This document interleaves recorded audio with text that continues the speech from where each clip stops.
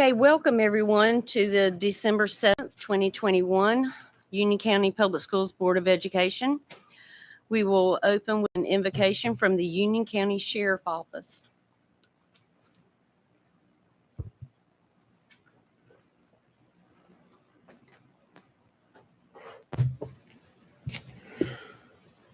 Father God, we come to you tonight thanking you for the many blessings that you have given us.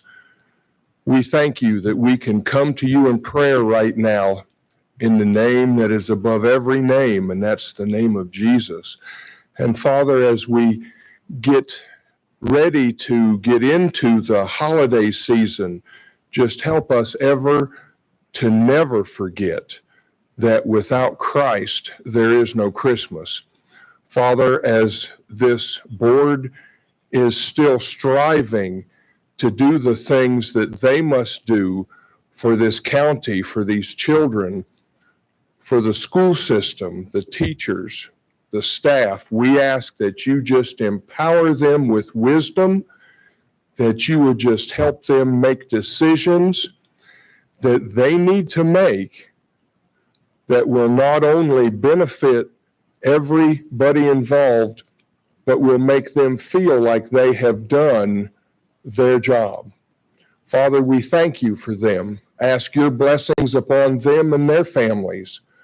And Father, tonight we just ask that you continue to lead, guide, and direct us. And as you do, help us to always listen, to follow, and to obey your leading. And we ask it in the powerful name of Jesus. Amen. Thank you very much for being here tonight. Would everyone, I would like to officially call this meeting to order. If everyone would please stand for the Pledge of Allegiance.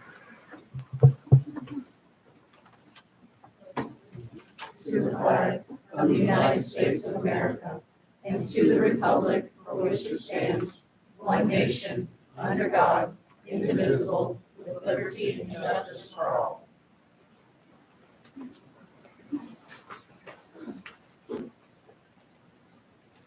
Board, I need approval of the agenda. So moved. Second. All those in favor say aye. Aye. Aye. I will turn it over to Ms. Kathy Heintail for the John H. Crowder Service Award.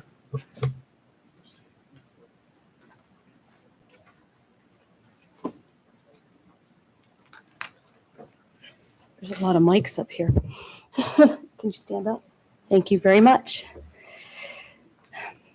The late John H. Crowder spent more than 30 years serving the children of Union County. As a living tribute to him and his legacy, the Union County Board of Education awards the John H. Crowder Service Award every month to an outstanding high school student who is making a difference in their school and community. Students who receive this award are not only academically successful, but also have an established history of community service.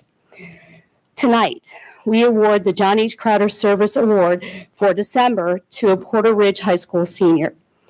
Imani Holland loves being a Porter Ridge pirate. Her passion has always been to give back to her school community. Imani is a member of the Porter Ridge High School Student Council. Through this organization, she has helped to plan homecoming dances, lip sync battles, trunk or treat events, and door decorating contests. Imani also has a special bond with the transition to adulthood class and is currently working closely with these students and their teachers to execute a monthly craft project that will include a snack and games. Imani helps with a children's charity in Monroe to ensure that families have toys for Christmas. In addition, she also participates in the Angel Tree program to help provide clothing for families in need. Imani is an active member of the HOSA, Future Health Professionals, and the Porter Ridge High School Interact Club. The Interact Club hosts 2 blood drives per year. Imani is always dedicated to helping with the setup, and she volunteers throughout the day giving out juice and snacks and helps to break down the event. After graduation, Imani plans to attend The Ohio State University and major in nursing.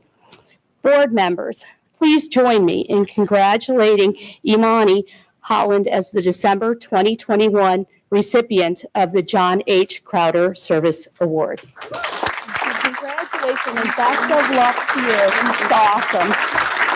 Congratulations. Sorry. You take the picture.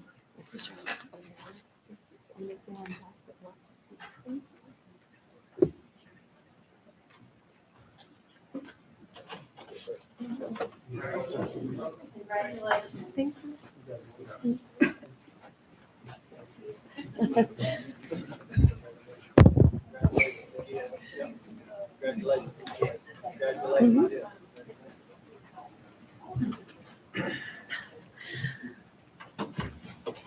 As there is a waiting list tonight for public comments, it will be expanded to 60 minutes. At every regular meeting of the board, up to 60 minutes have been allotted for public comments. The board will not respond to public comments. However, a board may ask that the chair obtain clarification. Residents, parents, students, and employees of the district will receive priority on the list of speakers. If a speaker is not present when his or her name is called, the opportunity to speak will be considered waived. Only persons signed up may speak. Speakers may not give their time to another person or have someone speak on their behalf. Individuals may address the board for a maximum of 3 minutes. Any person who is appointed representative for a group may address the board for 5 minutes. A representative must state his or her affiliation prior to speaking or will be assigned the 3-minute period.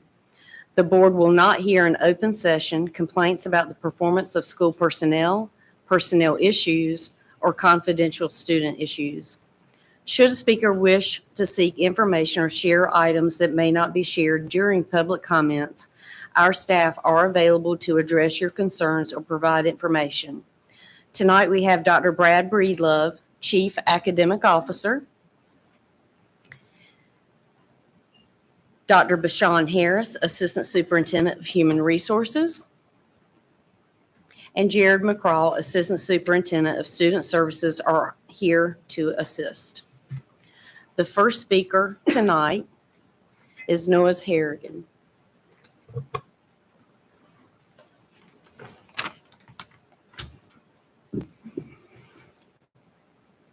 Good evening. My name is Noyce Harrigan, and I'm a parent of a Sun Valley Middle School student. I'd like to talk tonight about expert trends over the past year and ask for 2 things from the board specifically. 2020 will probably forever be the year that Americans realized how little control they have over their own lives, that they live not in a democracy, but in a technocracy or ruled by experts. But in 2021, the American ruling class decided to turn it up to 11, didn't they? We were treated to new COVID restrictions, vaccine mandates, and threatened job loss, inflation, and supply chain collapse somehow missed by our economic experts, and the most widespread campaign of censorship anyone alive has ever seen. But something else began to happen. Forced to watch their children's well-being deteriorate under the advice of public health experts who acted more as bishops of a state-sponsored religious cult than scientists, parents began to fight. And when they had actually read their kids' assignments, parents learned that their education experts were using schools for sexual, racial, and political propaganda. School boards also began to stand up for the children their systems were tasked with educating. And the 2 started working together at a bottom-up approach to take back power. Union County has been a shining example of this model actually working. This board got our children back into the classroom, took the lead in securing a mask optional policy, and put the onus of the quarantine back onto the Department of Health where it legally belongs. And you voted for personnel policies to keep teachers from bringing divisive ideologies into the classroom. Despite opposition, Union County has led the way in putting power back into the hands of the real experts when it comes to children, their parents. Last night, the Union County Board of Commissioners unanimously passed a resolution calling for the state to end quarantining and contact tracing for students and staff. Tonight, the board will vote on this resolution, and I ask 2 things of the board members. 1, unanimously support this resolution to end the practice of the ineffective, discriminatory, and burdensome quarantines that put healthy children back in school where they belong. That is a goal everyone can and should agree on. 2, have a contingency plan. What will we and other counties do in the inevitability that the resolution is ignored or rejected by the state? Continued deprivation of our children's rights, where there are more effective and less restrictive measures available, is unconstitutional and immoral. As parents, we will use whatever legal, political, and financial power we have to end this quarantine. Please continue to trust the true experts and help us in this effort. I'd like to take my remaining time to thank you once again for your work and wish everyone a Merry Christmas, a Happy Holiday, and a Happy New Year. Thank you for your time. Next, we have Deb Helms.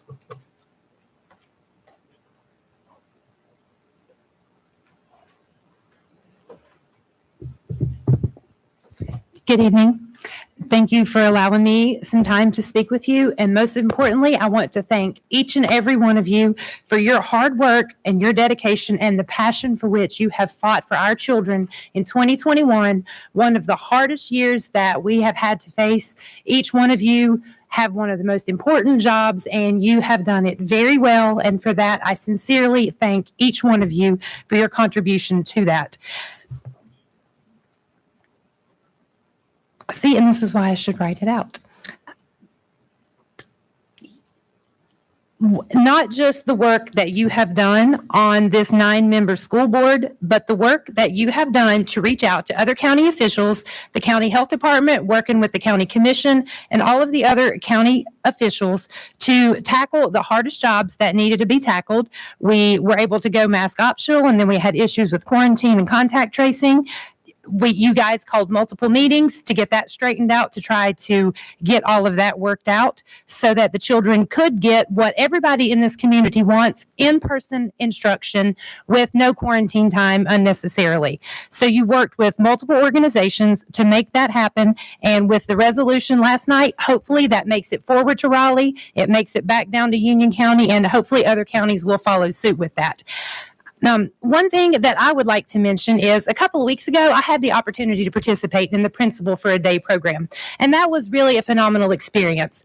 But in the time that I spent at the schools, it really became clear to me how bogged down in administrative tasks and other functions that take our instructors' attention away from personalized education they are with administrative tasks. With us being the lowest funded school system in the state, obviously, our schools are probably underpaid. They have to take on all of this burden, and they've had to do it without the presence of the parents. One thing that I would really like to encourage the board to do is try to reach out to the principals and find a way, now that the numbers are trending downward and the vaccine is available to all school-age children and above who would like to get it for their own protection and protection of the community. Let's try to work on trying to get the parents back in the classroom, at least for, Christmas parties, book fairs, things like that, so that they can help try to take some of the burden off of these teachers, because they are literally trying to hold down the entire fort with no support from the community. So it would be, my daughter is in first grade this year, and this is her first year actually being present at school. And I would love for her to see the fun that is available to be had at school and not have to be fearful, because she missed 2 days again this week because, well, allergies again. But I would love for her to see the joyful in education, and I would love the opportunity to be there. Just the little bit of time that I spent as the principal today, seeing these children smiling and having fun at school, I want to be a part of that, and I want my child. So thank you for all that you've done. Melissa Filanowitz.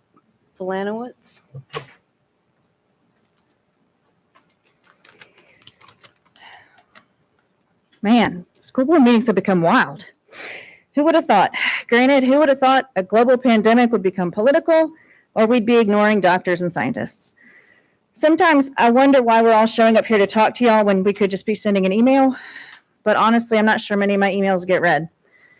I've been deeply disturbed by things I've heard during Board of Education meetings over the past months, during public comment and during the meetings. Things that were untrue, divisive, and disrespectful. Certainly not the inclusive and productive commentary I'd expect from a meeting about a public school system. That inclusivity is part of the reason I'm here. There's a push by some national groups toward ignoring and minimizing minority and marginalized communities. That push is dangerous. It sends a dangerous message to the kids in these communities that they are not important, valued, or wanted. It sends a dangerous message to the kids not in those communities that it's okay to minimize and ostracize kids in these minority and marginalized communities. Hi, I'm part of one of those minority communities. My family's Jewish. Does it hurt my feelings when prayers invoking the name of Jesus are said before a public school board meeting scheduled on one of Judaism's most important holidays back in September? No, because I'm a grown-up, and it's not the first time I've experienced a micro or macro aggression. But it tells me that you don't care about the feelings or experiences of non-Christians in this room or watching from home. And more importantly, in my opinion, it tells the children of this county exactly who's valued and who isn't. I know there are more than the 20 or so speakers in this room with opinions in this county, or even the dozens of people outside. I know there are people wondering if anyone is considering the perspectives of these minority and marginalized communities. I guess that's why I keep showing up, to throw my voice in with those of these communities and to remind you that UCPS should serve all in the community. Maria Reed.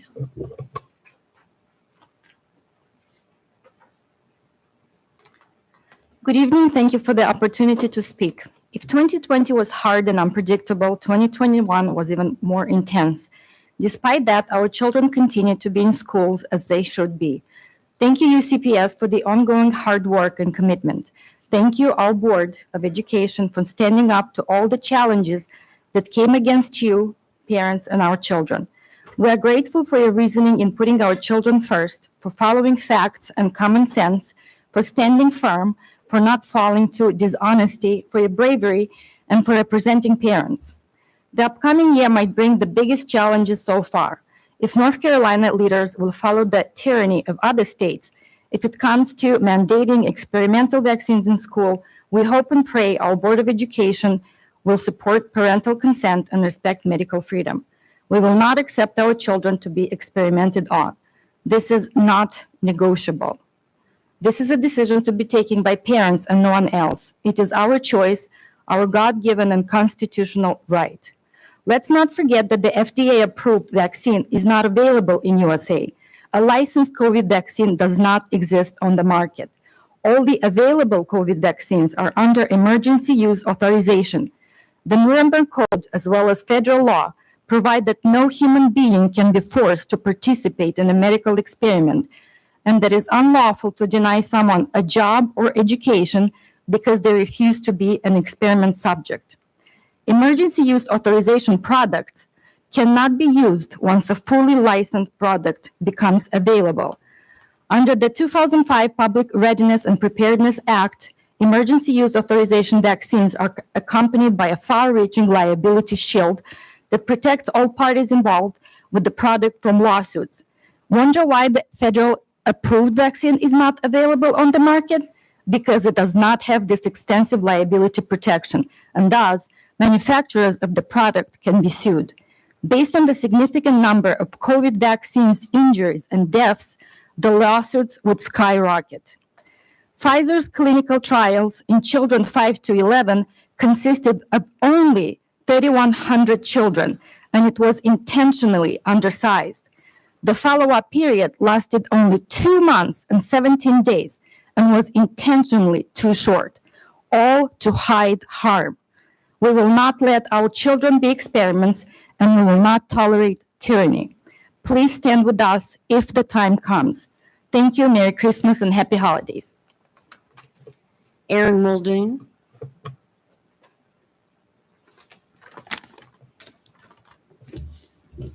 Good evening to the board and Dr. Houlihan.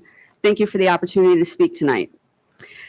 CRT is the hot topic that some say does not exist in our schools. And it may not exist under that name, but the ideals do exist. When I read comments on social media on this topic and see statements about how my children need to learn about their white privilege and to learn to manage their white fragility by getting ready to hear the truth, let's not pretend that those statements are not divisive. Again, nobody has the right to tell another person their experience is not valid due to the color of their skin. This works in all ways. Which brings me to one book that is the subject of an English class. And let me add that politics, social emotional learning, and all our modern day controversies seem to enter every aspect of education these days. Part of a 9th grade language arts assignment was to read The Hate You Give by Angie Thomas. The premise of the book is a 16-year-old girl from a poor neighborhood, but she attends a fancy suburban prep school. She witnesses the fatal shooting of her best friend Khalil at the hands of a police officer, and the boy was unarmed. One of the reviews states, as we continue to fight the battle against police brutality and systemic racism in America, The Hate You Give serves as a much-needed literary ramrod. Again, let's not pretend this is not about creating a negative narrative against police officers and a divisive environment among our kids. Imagine being the child of a law enforcement officer made to feel like they need to shrink down, be quiet, and not be proud of the job their parent does. And unfortunately, we see kids using the acronym ACAB. If you don't know what that is, it's all cops are bastards. We can see that both sides of the story are not being represented. And I can tell you the narrative of this book, pushed by the media for years, is false. I would hope that a discussion of gun violence in its totality would be a discussion in school and based on facts, maybe citing the FBI crime statistics. The top category of gun violence in America is black on black crime. The next category is black on white crime. The next category, there are more whites shot by police unarmed than there are any other race. You see, narratives are not only dangerous and damaging, they can be false. If teachers feel it's their job to discuss social issues, the responsibility rests on them to also do their research and be able to discuss both sides of the issue factually, not with feelings. There's also language in the book that was unacceptable, specifically to the parent who brought this subject to our attention. Listen, we don't all parent the same. These discussions and language, a lot of them is handled in the home. My children come from a family of law enforcement, and as a result, my son was bullied to the point of hiding in the bathroom in middle school because a group of black children had threatened him and were based on the fact his father was a police officer. So I urge you to be diligent in what these teachers are bringing into the classrooms. Thank you. Our next speaker is Jessica Cook.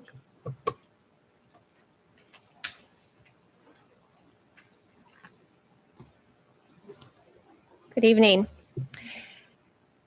Thank you for the opportunity to speak tonight. Tonight, I want to talk to the parents who are listening about parental rights. I want to remind you that we, the parents, have the fundamental right to direct the education and upbringing of our own children. The Supreme Court has consistently upheld numerous rulings on parental rights and have recognized on numerous occasions that the relationship between parent and child is constitutionally protected. Parents, for far too long, we have given a blind trust when we allow our children to enter the school buildings each day. And I don't blame you, because we often compare it to when we were in school, but times are different now. Our children are being inundated with messages, curriculum, videos, books, and mental health initiatives that are outside traditional academics. But I'm here to remind you, you do not sever your rights when your children enter the school buildings. Your children belong to you no matter their location. You have the right to transparency in curriculum, the right to alternate materials should you deem a book or an assignment inappropriate. You have the right to visit the school during school hours and to all medical and mental health decisions concerning your child. You have the right to information on data mining from surveys. You have the right to know about outside vendor contracts and funding. You have the right to know about guest lecturers, outside presenters, and third-party video presentations. You have the right to know about all safety measures in place, and you have the right to protection from government encroachment. Now, let me be clear. Exercising parental rights is not an attack on teachers, on this board, or on this school district.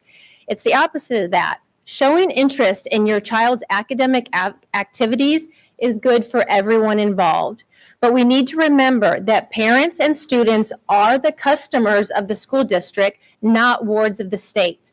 Parental involvement should be welcomed by all and never be painted as political. These rights can only remain true if we reaffirm, protect, and utilize parental rights. In closing, I want to say thank you to the Curriculum Committee for once again spending time reviewing the new social studies standards and curriculum.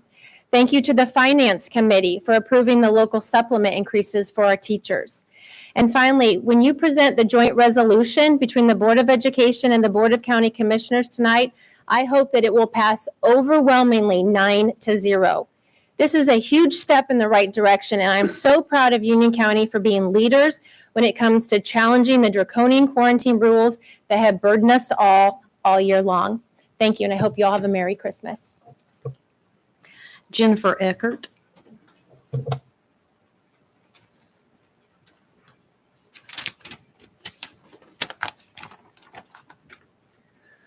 Ladies and gentlemen, thank you for the opportunity to speak to you.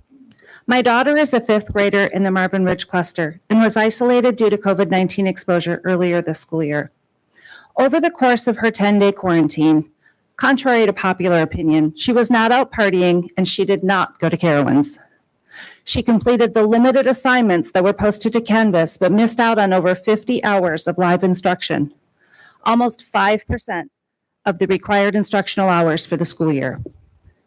We are almost 4 months into the school year, but contrary to the updates you received from the administration, the plan to support these isolated students isn't working. The experience varies from teacher to teacher and school to school, but the common theme is that the student is responsible for keeping up with class, whether they receive any instruction or not. In far too many cases, they are not. Each week this school year, thousands of children are excluded from school due to COVID-19 with little to no support. There are many others who remain in school, but also do not receive instruction due to teacher absences and shortages in substitutes. Our students need and deserve much more than they are receiving, but the answer is not to eliminate contact tracing and quarantines. Some of the children in our district are fortunate to have a stay-at-home parent or a parent like me that works from home that has been able to fill the gaps. But our county is economically diverse, and with more than 8% of children under the age of 18 that live in poverty, I know that there are many children in our district that are not so fortunate, and they're at risk of being left behind. Last week, 1,415 students were isolated. Each of these students lost 25 hours of live instruction, 25 hours to develop critical thinking skills, reading proficiency, and math skills. Collectively, over 35,000 instructional hours were lost just last week. And that doesn't even consider the lost hours for students in school without teachers to teach them. Have you measured the compounding impact of these lost instructional hours so far this school year?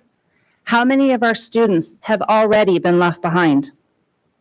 The holiday season is upon us, cases are rising, and there's a new variant on the horizon. The number of students that will lose out on instructional hours will only continue to grow.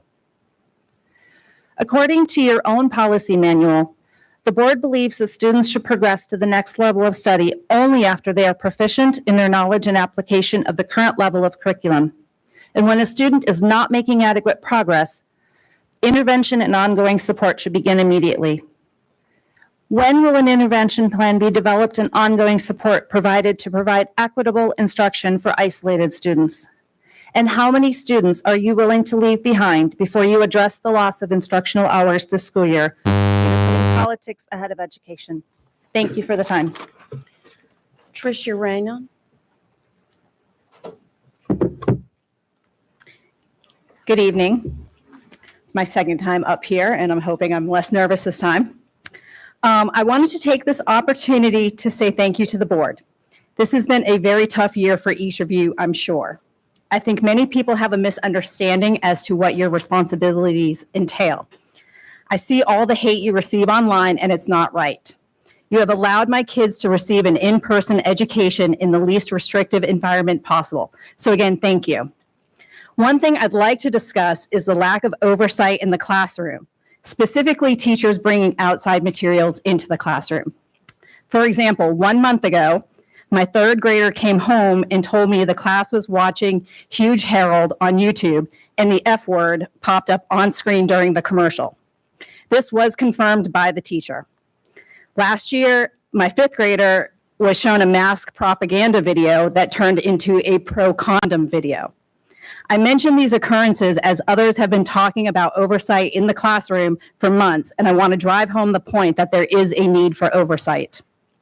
Lastly, I would like to take this moment to applaud the joint resolution between the board and the Board of County Commissioners. The ability to put differences aside and work together for the benefit of the children is what true leadership is all about, and an example that many parents should follow. There are many parents in our communities that support each of you, and on their behalf, I would like to wish each of you a very happy holiday season, and I look forward to seeing each of you in the new year. Thanks again.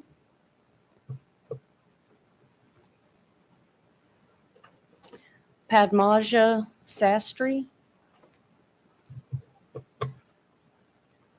Good evening, ladies and gentlemen of the board, Dr. Houlihan. It's a pleasure to be here.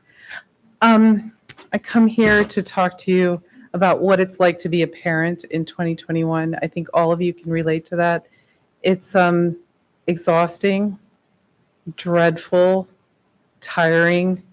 It's none of those things that it was 10 years ago. So I'm coming to you to request two things.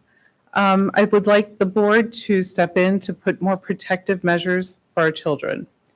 In one respect, we had a tragedy occur in Michigan over this past week.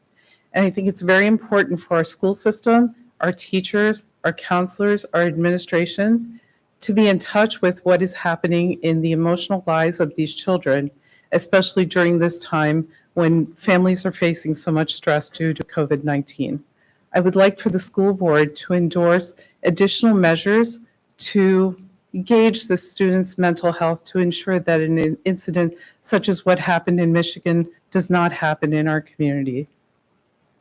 The second area which I would like the board to take action, we have the Omicron variant of the COVID-19 virus, which is upon us. The vaccine companies have not provided any statement whether existing vaccines will provide against the variant. I think it's very important at this time to have additional protective measures against the COVID-19 virus, and I please urge the board to not adopt the measure by the county commission last night and to continue contact tracing and quarantine policies. Thank you so much. Hope you have a very happy holiday season and Merry Christmas to those of you who celebrate. Richard Daunt.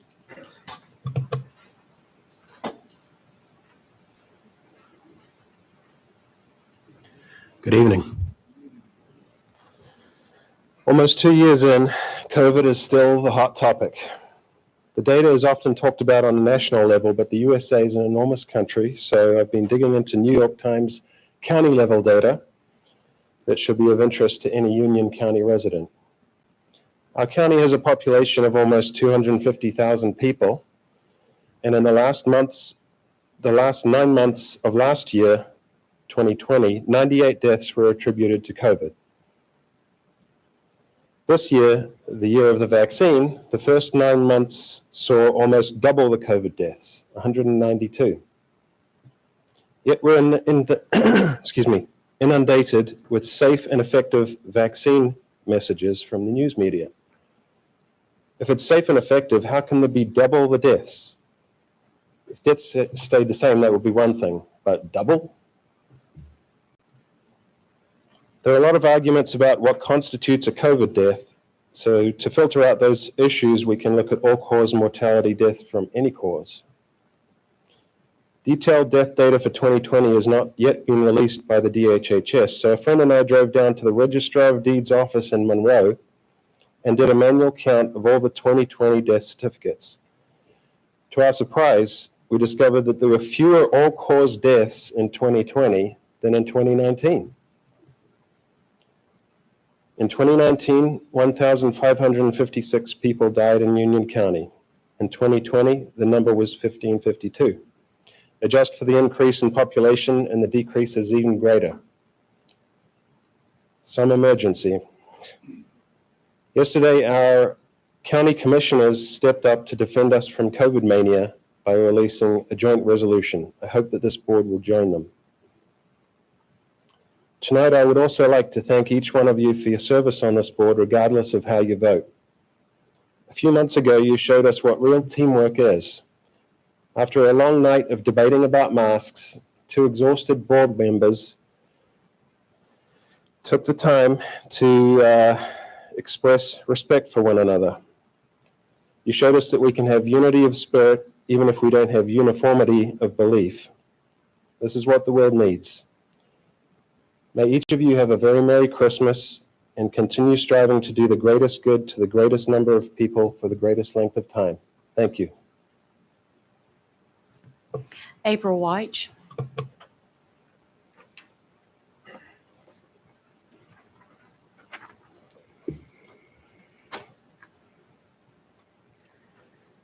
Who on this board holds teaching credentials? How many parents here to make public comments are trained in education? Just because most of us have been students doesn't make us qualified to write curriculum or tell teachers what or how to teach. The tragic news from Michigan is enough to make many of us question what some people mean when they extol parental rights. If, according to 2 members of the curriculum committee, a field trip to the Jesse Helms Center should be mandatory for all UCPS students, then balancing that trip with a tour of historic Newtown should be mandatory as well. Union County has an even more impressive native son and World War II veteran and Black activist, Robert F. Williams. Robert Williams was a courageous grassroots leader of the generation that toppled Jim Crow. Rosa Parks spoke at his funeral held at Central United Methodist Church in 1996. In the late 1950s, as president of the Monroe, North Carolina branch of the NAACP, Williams advocated for armed self-reliance by Blacks in response to Klan terrorists who were escorted by local police through the Black community of Newtown. The police chief of Monroe, when Williams was growing up, was Jesse Helms' father, Jesse Alexander Helms Sr. According to one admirer, Big Jesse had the sharpest shoe in town and he didn't mind using it. He was described by his own son as a 6-foot, 200-pound gorilla. When he said smile, Jesse Jr. smiled. The searing story that I'm about to share is one that Robert Williams repeated throughout his life because it shook his whole world and was a horrific scene for a child to witness on his way to the post office. Walking down Main Street toward the courthouse square, where a Confederate monument still stands today, 11-year-old Robert Williams looked on in terror as Big Jesse flattened a Black woman with his huge fists and then dragged her off to the nearby jailhouse, her dress up over her head, the same way a caveman would club and drag his prey. Williams recalled her tortured screams as the flesh was ground away from the friction of the concrete. The laughter of white bystanders haunted him for decades. Knowledge of such scenes was as commonplace as coffee cups in the American South, so to characterize teaching the facts of this history as divisive is ignorant and dismissive of the truth. Therefore, Williams's life is a study of agency against a system that was built to ignore and intimidate him and his neighbors. What is education if not a search for truth? Learning happens when we struggle with difficult content and complex ideas. When we face a challenge, the first thing we do is fall back to our highest level of training. Therefore, we grow in discomfort. How we handle that discomfort and what we do with it determines whether we grow, stagnate, or regress. We should all be united by the fact that growing intelligent, curious, and kind humans who can think for themselves is why we support public education rather than dismantle it. Kaylee Smith.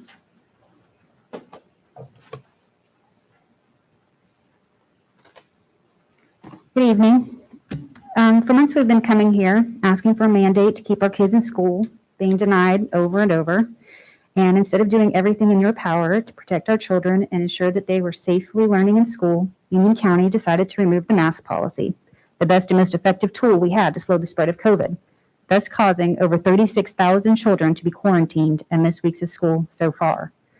Those are your numbers and your facts. They're undeniable. Over 36,000 children and counting have missed weeks of education thanks to this mask optional policy. Personally know of a child that has missed over 24 days of school. Her parents would be in jail if they allowed her to miss that much school. But now the school system has forced that child out of school. That is also a fact.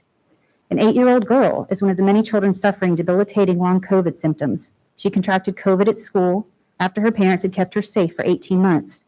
Now she has breathing treatments 4 times a day. She can't run or play due to lung damage. She can't sleep because of the nerve pain in her legs. She has lost all of her toenails and is constantly exhausted. She is 8 years old. She is a student in UCPS. If we had a mask mandate, this child might have avoided these horrific effects. But instead, she was so unlucky as to be in this district where parents' rights matter more than the rights of the children you're responsible for. I ask how you can claim to be for the education of our children when you have intentionally created a policy that forces our children out of school, a policy that exposes children to a potentially deadly disease that can cause lifelong disability. COVID cases and quarantines are increasing. This policy is a failure, and I call on you to correct this mistake and institute a mask policy tonight. I'm also here to ask you about children's rights, as I've heard very much about parents' rights and their liberties. What about our children's rights to a fair and accessible education, something that's guaranteed to them under state and federal laws, something that this mask optional policy continues to deny them? We have no virtual option, not for children in quarantine or not for children with health problems. UCPS is not providing an education to our children when their policies are designed to keep children out of school, as evidenced by the over 36,000 kids and counting that have been forced out thanks to mask optional. I'm here to ask you tonight, too, why you ran for this board. Why did you seek election to the Board of Education? Was it to further the educations of the children of this county, or was it for yourself, for political gain, for personal gratification? Because so far, there have only been 2 members of this board consistently showing that they care to actually keep our children in school, educating. The rest seem to be pushing an unhelpful narrative that masks aren't helpful and that they are in fact harmful, when there are in fact dozens of studies that prove otherwise. This board seems determined to ignore the advice of their own health department and the myriad of doctors that have stood before you and reached out to you begging for a mask mandate to protect our kids and community.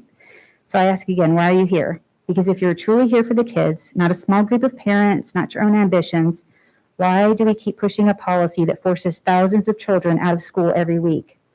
Thousands of children kept out by quarantines that are unnecessary.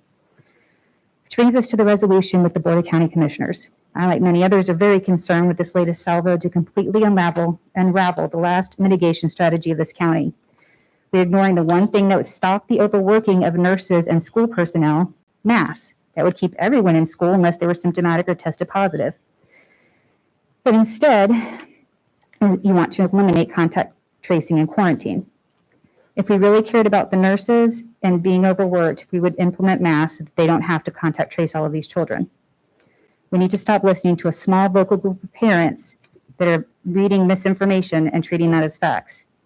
Please enact a mask mandate for 1 month and show these children that you care about their education, you care to keep them in school. I believe that trying to approve this resolution is proof of admitting your failure that contact tracing and quarantine isn't working without a mask mandate. 36,000 children and counting prove that mask optional is a failure. Excuse me. I feel like this is the only answer left so that you can wipe your hands full of the responsibility of the mask optional policy. You can pretend that COVID no longer exists when you don't have to keep track. So I ask that tonight you ignore or vote against this resolution to remove contact tracing and quarantine, and you add masks to our children so that they can stay in school. Thank you. Sandra Green.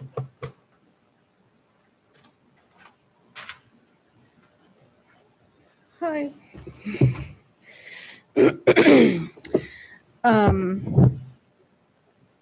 I wasn't going to speak on this, but someone just brought it up and it was kind of interesting.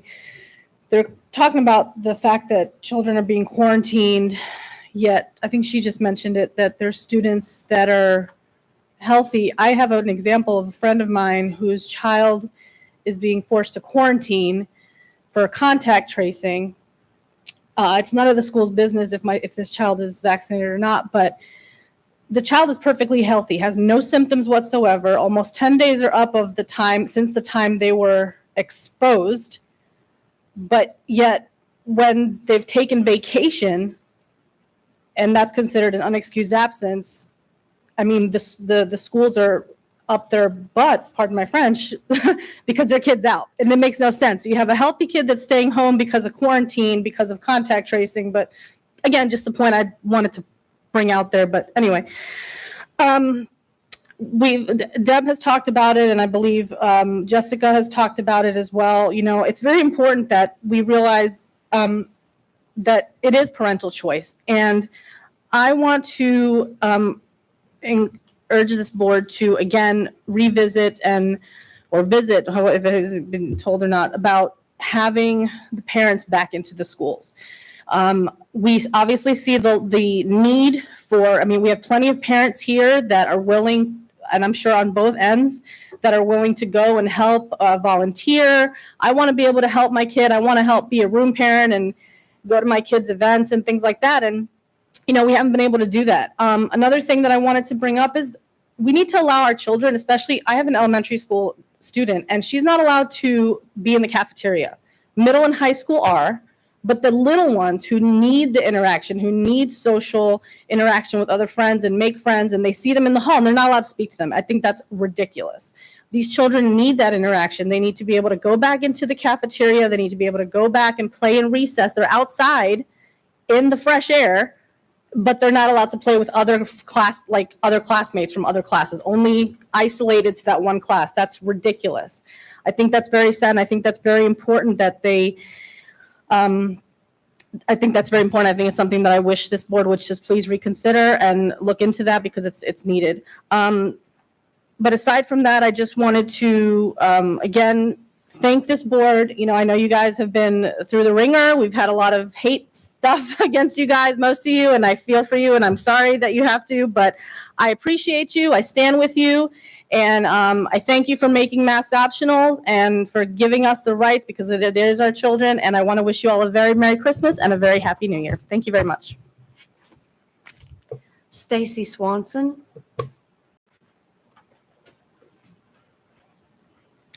Good evening. My daughter is a third grader, and I'm a parent, obviously, UCPS. But in my professional life, I'm actually a music and arts advocate, and I regularly engage with representatives on Capitol Hill. So when COVID hit, I, along with hundreds of arts advocates, began to engage elected officials on the potential detriment the novel airborne virus would have on music programs. As you can imagine, with many unknowns about the illness, music programs across the country were canceled, modified, or eliminated entirely. It's been a national effort to get the music playing again. So I was surprised to learn that over 78% of ESSER 1, 2, and 3 funding has not yet been spent in UCPS, to the tune of around $58 million. And as an advocate, I am passionate about the inclusion of arts and music in that ESSER funding. The U.S. Department of Education states on page 30, an LEA might also address the needs of students arising from COVID-19 pandemic by using ESSER funds to implement or expand arts programs, such as music programs, including the purchase of musical instruments. Music education supports the social and emotional well-being of students and is indeed eligible for ESSER support.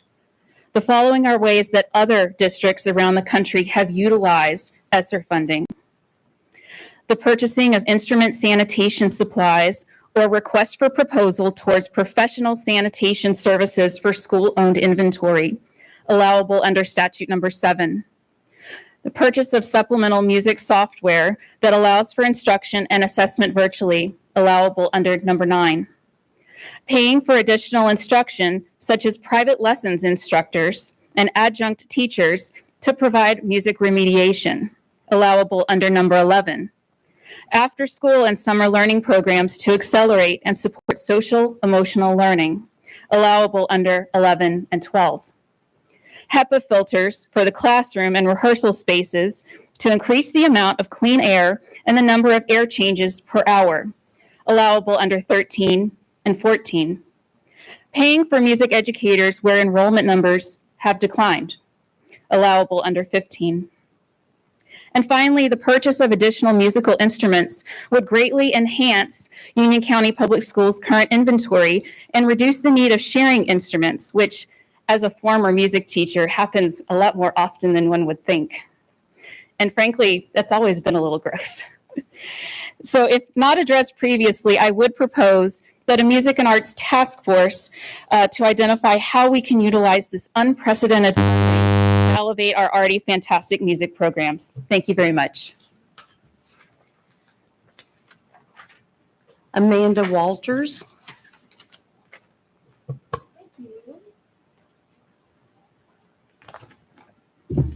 Good evening, and thank you for allowing me to speak. I want to say thank you for being a lighthouse to the other school boards in North Carolina. They have been watching every step that you have taken this year. When everyone warned you not to, you read the facts, you used critical thinking, and sought legal counsel. Doing the right thing is hard at times and can be met with harsh criticism and downright hatred, but you held the line, and for that we are grateful. We have some more obstacles to face in 2022, and I pray that you use those same skills to navigate through them. Which brings me to my topic for this evening, pornography and inappropriate content. I am not sharing any specific books or any specific content. That can and will be done in a private setting. We do not need children's ears hearing any of that material. I am speaking on what consumption of these inappropriate materials can do to children long-term and how we can work together to remove it. Some will say that this is modern-day book burning, but it is not. Book burning is censorship.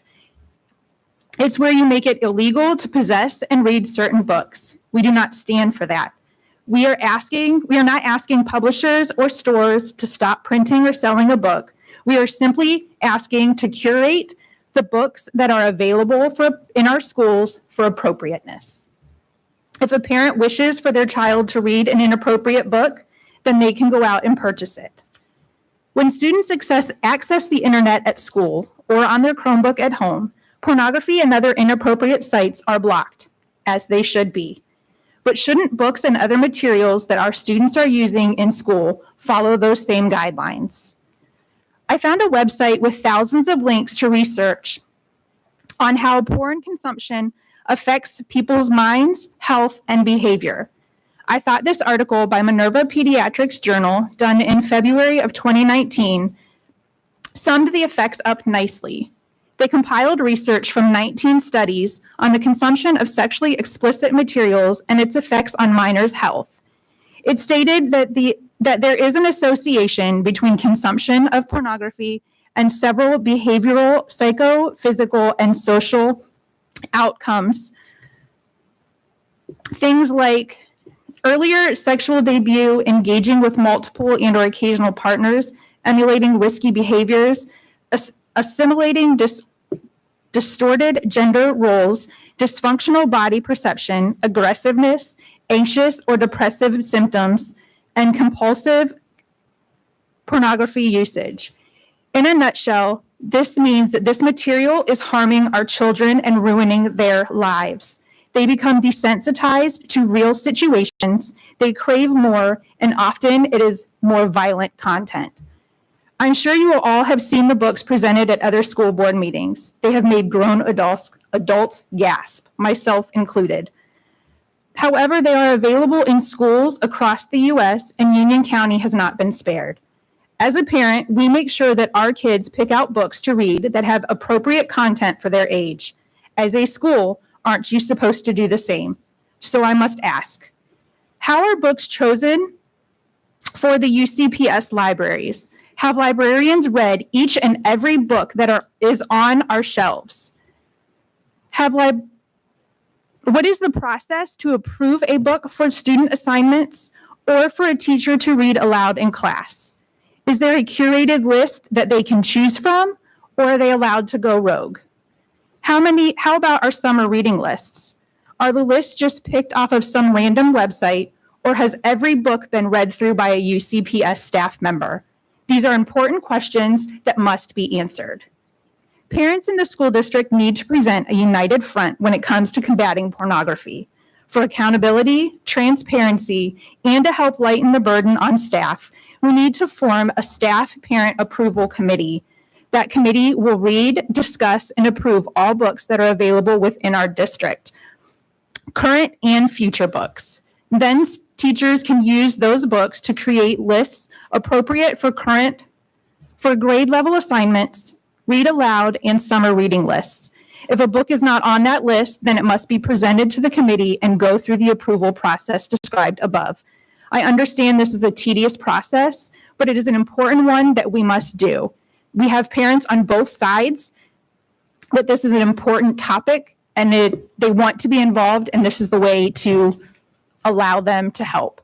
So thank you for your time. and I hope that you guys have a Merry Christmas and happy holidays. Brian Helms.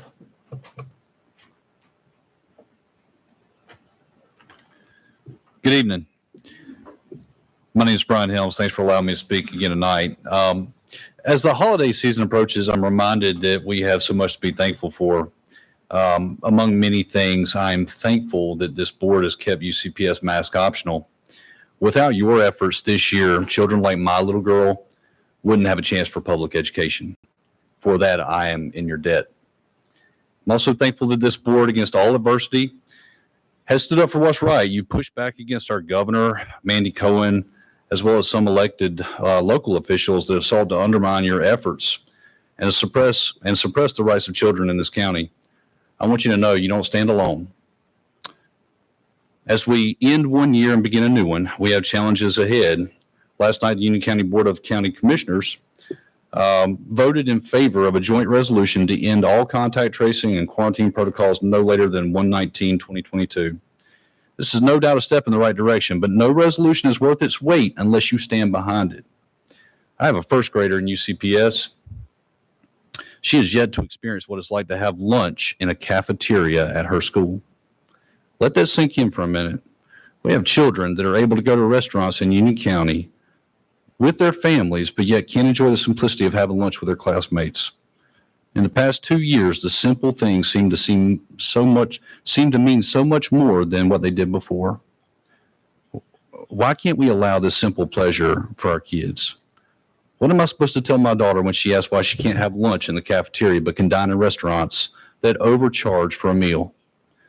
Last month, I spoke about inappropriate book titles. I submitted for review a list of titles that were inappropriate for children. This list represents a fraction of the titles that are available in UCPS libraries and remains a critical issue that must be addressed. Censorship and appropriateness are two different things. I spoke at the May meeting. I was one of those voices that was silenced when our public record was taken down from YouTube. Unconstitutionally, I might add. This is an example of censorship. What is appropriate, what we're talking about when it comes to our children is what is appropriate and what isn't. What is appropriate for children, what's appropriate for adults are two different things. Many of you on this board are parents. Many of you, I hope, would not want your children to be exposed to some of the things that are in the books that are in UCPS libraries. I urge this board to once again lead from the front, set the example. The eyes of the state are upon you. Support the resolution. Let our kids enjoy the cafeterias that our tax dollars are paid for.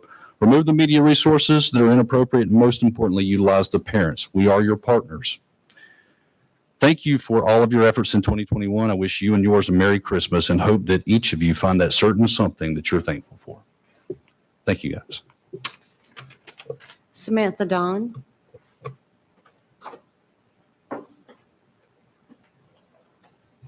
Thank you for the opportunity to speak today. Critical race theory, or CRT, which evolved from the Marxist critical theory, is taught in law schools. It analyzes how racial inequality is reproduced through law. It's the tenets of critical race theory that we often find implemented in K-12 education. These are the tenets of CRT as pulled from pro-CRT sources. Tenet 1, centrality of racism. Racism controls every aspect of American society, privileging white people over colored ones. Tenet 2, white supremacy. Whites are dominant to non-whites, controlling power and resources in daily interactions across institutions and social settings. Tenet 3, counter-storytelling. Racism can only be understood by listening to the voices of those who experience it. Tenet 4, interest convergence. The interest of minorities in achieving racial equality will be accommodated only when it converges with the interest of whites. Tenet 5, intersectionality. Examines how identity group combinations play out in various settings. It teaches that colorblindness perpetuates inequity. In K-12 education, CRT comes in the form of social justice and systemic racism literature, anti-racism theories, transformative SEL, equity initiatives, culturally responsive teaching, discussions on white privilege, and many social studies and literature programs across the country. We have seen several books being taught here in Union County that embody various tenets of CRT. And I do not see how the new addition to Policy 3-2A prevents true factual history from being taught, but it does prevent opinion pieces such as the 1619 project from being presented to children as factual history. To those that claim CRT is a boogeyman and non-existent in K through 12 education, why are there guides available for educators showing them how to implement CRT without raising red flags? Why did the NEA have a resolution to fight against those trying to keep CRT out of education? Why are teachers and school administrators all over the country going public saying that the divisive content is absolutely being pushed into K through 12? So no, if one looked at the standards or curriculum in K through 12 education, there would be no Intro to CRT or CRT 101. However, the tenets of CRT are seen nationwide in our curriculums, teacher trainings, and policies. The Marxist-based ideology should have no influence on K through 12 education. I do not want the tenets of CRT taught to my children as fact, as I cannot unteach it, which is why curriculum transparency is so important. This content is dividing adults all over our country, so why would we push it into schools to divide our children? A fact-based, unbiased education is paramount to a balanced society to diminish divisiveness. So thank you for your efforts in keeping this divisive Marxist theory and its theoretical tenets out of UCPS. Y'all have a happy holiday. Denise Daunt.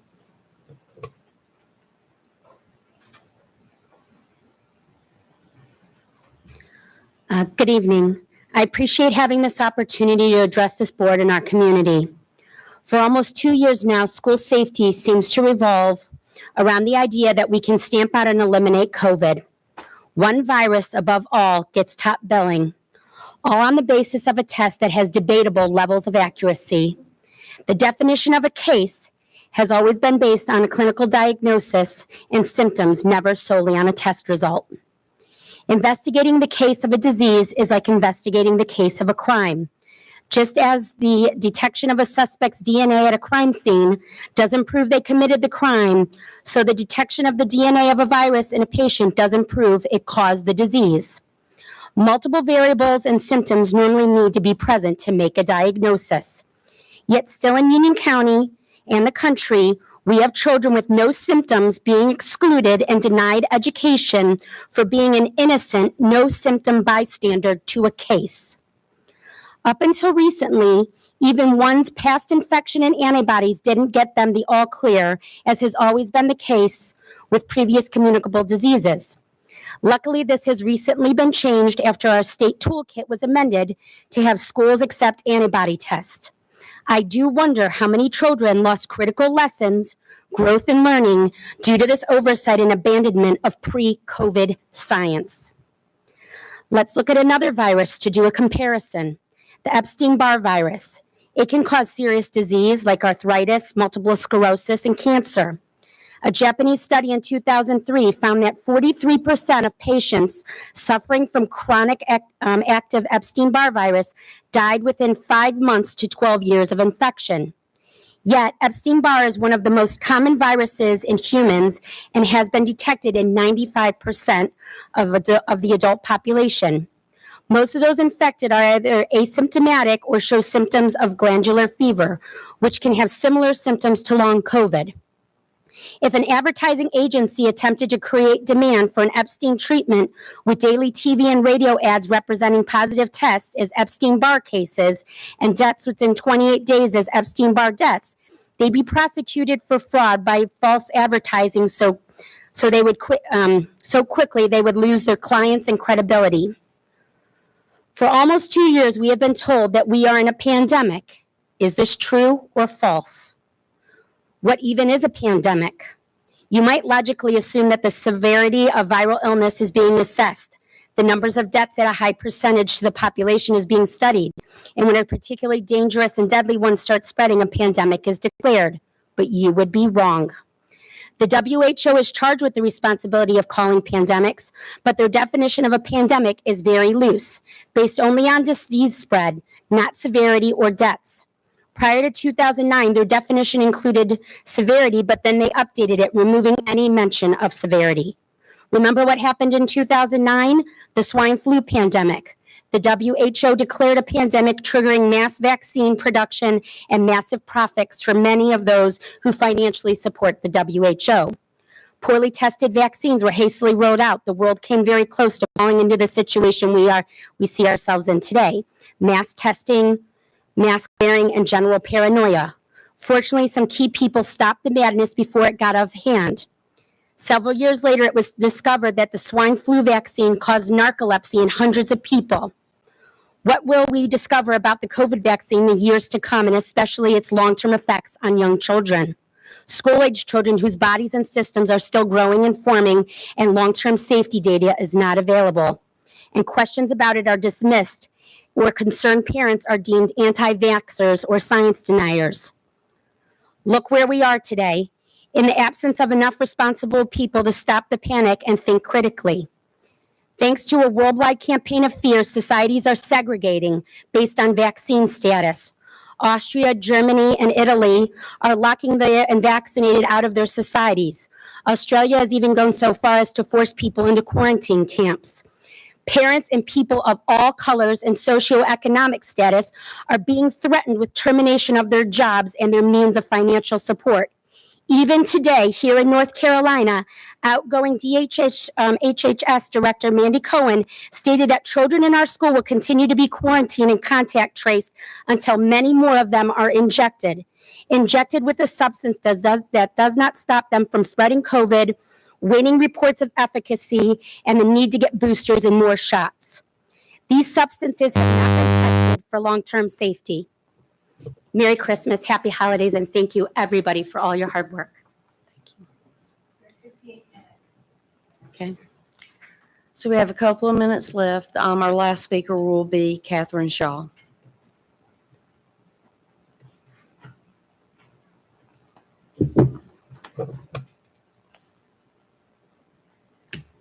Good evening. My name is Catherine Shaw, and I'm here representing a group of physicians with students in the Union County Public Schools. I'm an emergency medicine physician. I went to med school for 4 years of residency, and practiced clinically for 10 years. Last year, our group of physicians was extremely pleased with our Board of Education's responsible and effective approach to balancing COVID safety with our children's need to be in the classroom. Unfortunately, this year, we could not be more disappointed, discouraged, and at this point, disgusted. Last night, in a joint resolution, the Board of County Commissioners and you, the Board of Education, issued a statement asking the state to reconsider its quarantining and contact tracing protocols. You stated, "We are at a pivotal point in the pandemic." What does that mean? The COVID pandemic is not over, not even close. Throughout history, most pandemics have lasted several years. This is not uncommon. Hopefully, we are closer to the end than to the beginning, but it's not over. Union County positivity rate is rising again, back to nearly 10%. As we speak, a new, highly infectious variant is spreading across Europe and Asia, or Europe and Africa, and has now entered the United States. You may be tired of COVID, but COVID's not tired of you. If this is a pivotal point in the pandemic, it's one of many, and it's yet another opportunity to follow basic public health measures in order to reduce the spread in our schools and our community. The joint statement actually did say that it supports the use of tried and true health measures. The tried and true health measures that we know help prevent the spread of communicable diseases include contact tracing, quarantine exposures, isolating positive cases, social distancing during periods of high spread, and yes, universal masking when gathering indoors, especially when vaccination rates remain low. Based on the statement released, it seems like school nurses find contact tracing an arduous process. Contact tracing is a huge undertaking, and I have no doubt the nurses are exhausted and overwhelmed. There's a simple and safe method that will relieve the school nurses of almost all their contact tracing duties. The obvious, clear, and easy solution to keeping kids safe and in school without the need for extensive contact tracing: universal masking. Now let's move on to the motivation behind the joint statement that was issued last night. High quarantine numbers. Since the beginning of the school year, more than 3,600 students have been quarantined. There are only 36,000 students have been quarantined. There's only 40,000 students in the school system. There have been reports of a student who's been quarantined 4 times since the beginning of the school year. I think we can all agree that children belong in the classroom, and the Board of Education has failed on this front. Disruptions are widespread and wreaking havoc on not just our kids, but teachers and nurses and families, and on the healthcare system. The numbers of students quarantined is absolutely a problem, and the safe and effective solution is universal masking. If universal masking had been instituted in our school, our quarantine numbers would be essentially zero. Think about it. If this Board of Education had instituted universal masking at the start of the school year, 36,000 students would not have missed school due to exposures to COVID, because the mask covers the mouth and prevents the spread of the virus. And in addition to this, our infection rate with COVID likely would have been lower. Interestingly, this statement that you all will probably read later tonight says, in the light of the availability of other effective measures of disease control, such as vaccines and other measures, I think that was an attempt not to mention the masking. So in light of the availability of other effective measures of disease control, such as vaccines and other measures, contact tracing and quarantine have diminished in their utility as a primary and efficient mitigation measure. Well, there aren't any other mitigation measures other than contact tracing and quarantining in our school system. We don't have a vaccine mandate, and we don't mask. So it appears that we're going to do nothing.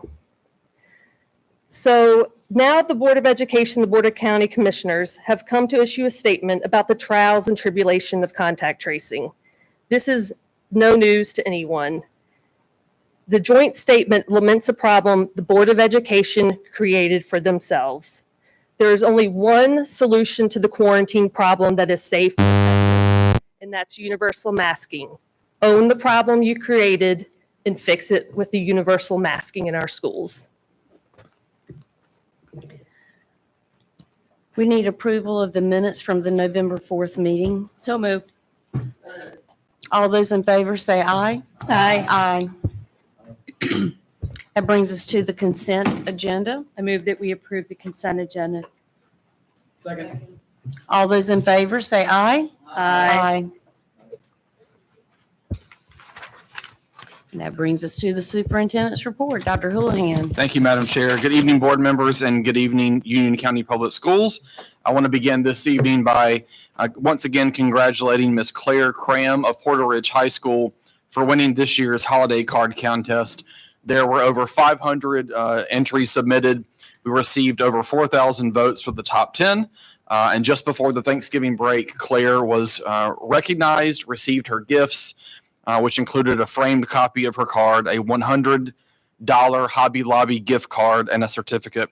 And as a reminder to the public, if you would like to purchase Claire's card, visit our website for details. All proceeds will benefit the Porter Ridge High Art Department. So congratulations again. This past Saturday, we were excited to hold our annual High School Programs Expo in person at the Ag Center. There were over 1,200 individuals who attended this annual event.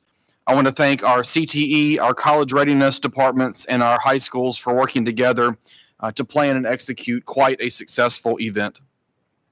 Across the nation this week, schools are celebrating Computer Science Education Week.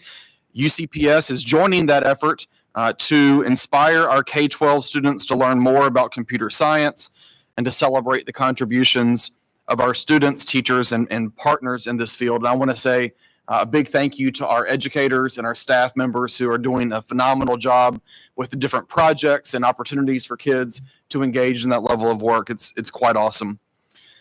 Next, I would like to welcome officially Mr. Colin Moore, who is our new Assistant Superintendent of Operations, coming to us from Winston-Salem, Forsyth. We are glad to have you join Team UCPS and look forward to working alongside of you. So welcome. And lastly, I would like to say a big happy holidays to our team members, to our Board of Education. Thank you all for your ongoing support. To our teachers, staff, principals, and our students, please be careful, be safe over your break, which will begin here in, I think, 10 days. Have a great 2 weeks, and we look forward to seeing you return back in January. That concludes my report. Thank you. Thank you, Dr. Houlihan. If I may, could I ask a couple quick questions of the superintendent? Sure. Dr. Houlihan, could you elaborate? I've had some parents reach out to me. Could you elaborate exactly what is the policy, particularly in the elementary schools, for the use or reuse of the school cafeterias and mingling of students outside in playground areas at recesses? And parents in the schools. So all of those questions, I think Mr. McGraw is going to be prepared to handle when we get to the COVID-19 update. Perhaps maybe if the board would like for him to come to the podium after Mr. Joyner. We have discussed that and he's prepared to give an update. Great. I just didn't see Mr. McGraw on the agenda, so I thought I would ask you, but that's great if he can address it. Okay, no problem. Okay, that brings us to the retention bonus payments for all employees. I'll turn it over to Mrs. Hinetail and Shauna McLam. Mrs. McLam is going to talk about it. We talked about this at finance, and it comes with a recommendation 4.0 from the finance committee. Yes. So in your packets tonight, we've put together a retention payment plan for all of our employees. We've worked really diligently to come up with a plan we feel is very appropriate for our staff here and very comparable to many of the other districts of the state. So we have included a $2,000 payment for all full-time and permanent employees and a $1,000 payment for those part-time employees. We use the same criteria on those as we did on the $800 bonus we paid at the end of the last school year.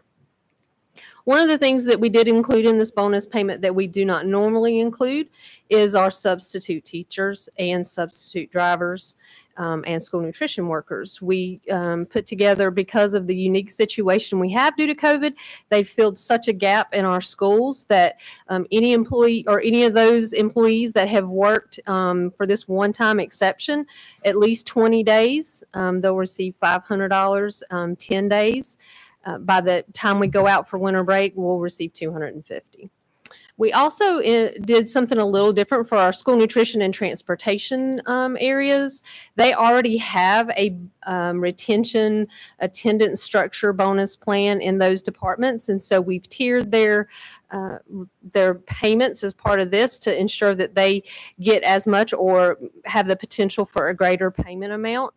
For both of those areas. But there's also a list of all of the groupings of individuals and categories. And again, this is intended to be eligible for all employees who were employed as of November the 15th and who will remain employed when we return back from winter break and are here through the end of first semester and will be paid out in February. These are all ESSER dollars. We have submitted our plan to the state.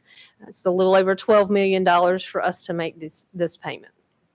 We also talked about in Finance Committee that we would potentially look at something maybe for next school year as well. We'll just see how, funding allowability and different criteria that may come out. Do you all have any questions about any of it? Will this information go out to our staff so that they understand the dates and timing? Ms. Stalbert and I worked on a communication that will be released to staff. It will also be included in our monthly newsletter. And this is ESSER funds, just so everybody understands. Yes. Okay.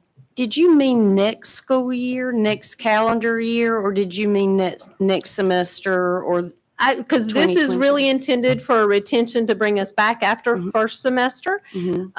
We will down the road look at something maybe for next school year. Okay. To bring them back again. In August, yes. Like a retention. Okay. Yeah. Yes, because it's very clear in a lot of the language that they're looking for it to be an effort to retain employees. Very good. Any other questions?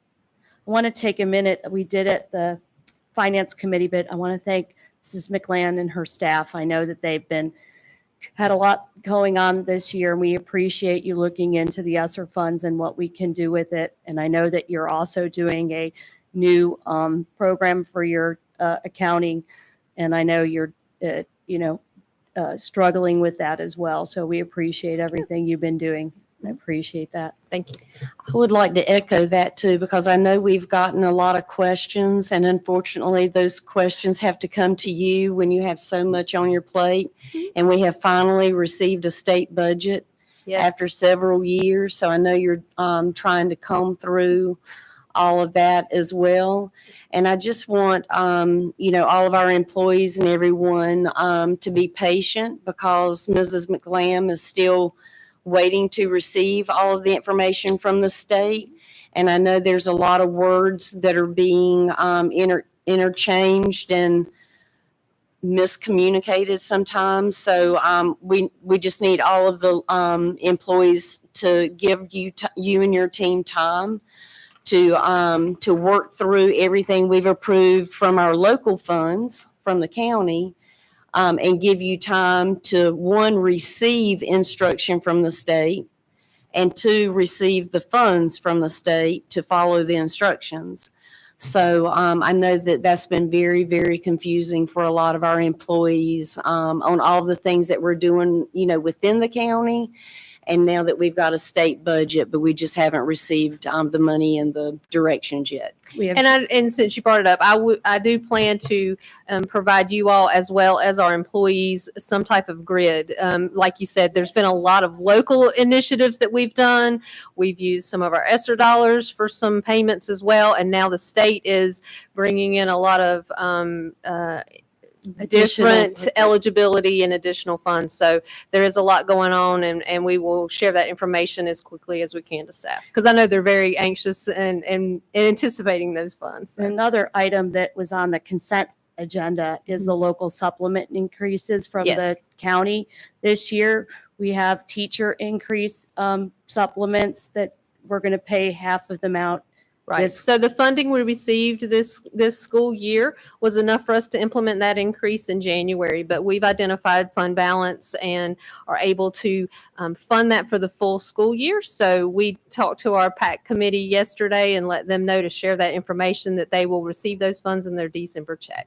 So that's all classroom teachers. And also we did nurses, school psychologists and social workers. And that one was also local funds as well. And funded for them as well. Yes.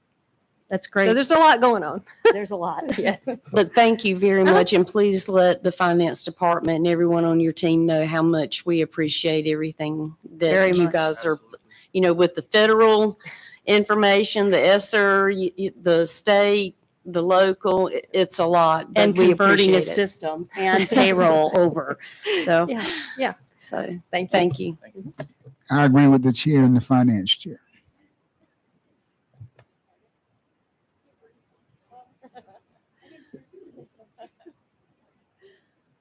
Okay, that brings us to a COVID-19 update, and I am pleased.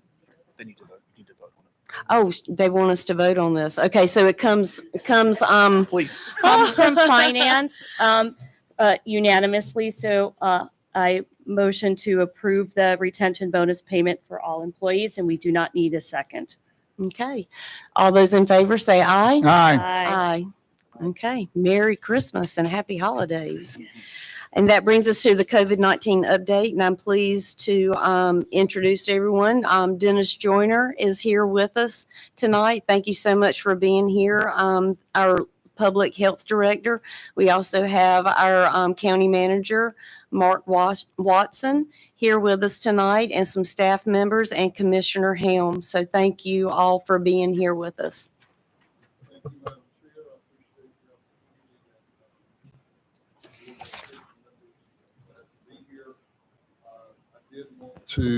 Okay, is that better? Okay. I do appreciate the opportunity to share with you a little bit about the COVID update. I did want to recognize a couple other key folks. You mentioned Commissioner Helms and Mark Watson, but also I have two folks who are kind of right-hand people to me, Dr.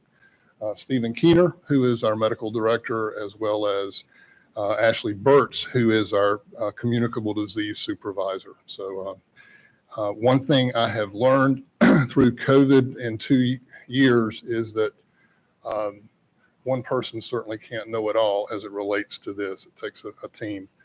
The other thing I want to share, and I've got to start out with this, is to first say thank you to the school system and to the school nursing and school health staff here with the public schools. It's been a very challenging 2 years. We all have had a lot of sleepless nights. And I know that it's been frustrating for parents, frustrating for students and staff as we've had to navigate a pandemic, which is not something that you wake up every morning hoping or planning to do.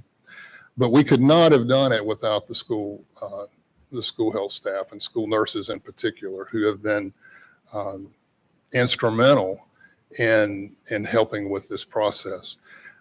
We work very, very closely. I know you talk each month with Jared.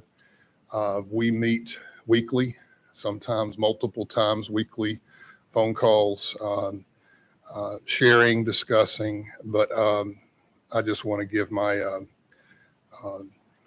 debt of gratitude to the work that's gone through them. COVID is, it's one of those things you feel like you're on a roller coaster and you're not sure when you're going to be able to get off of it. And that's what we've sort of been dealing with currently. And I want to cover a couple different things. I'm going to cover a little bit about where we are in terms of trends, speak a little bit about little bit about the Omicron, the impact of that or anticipated impact of that.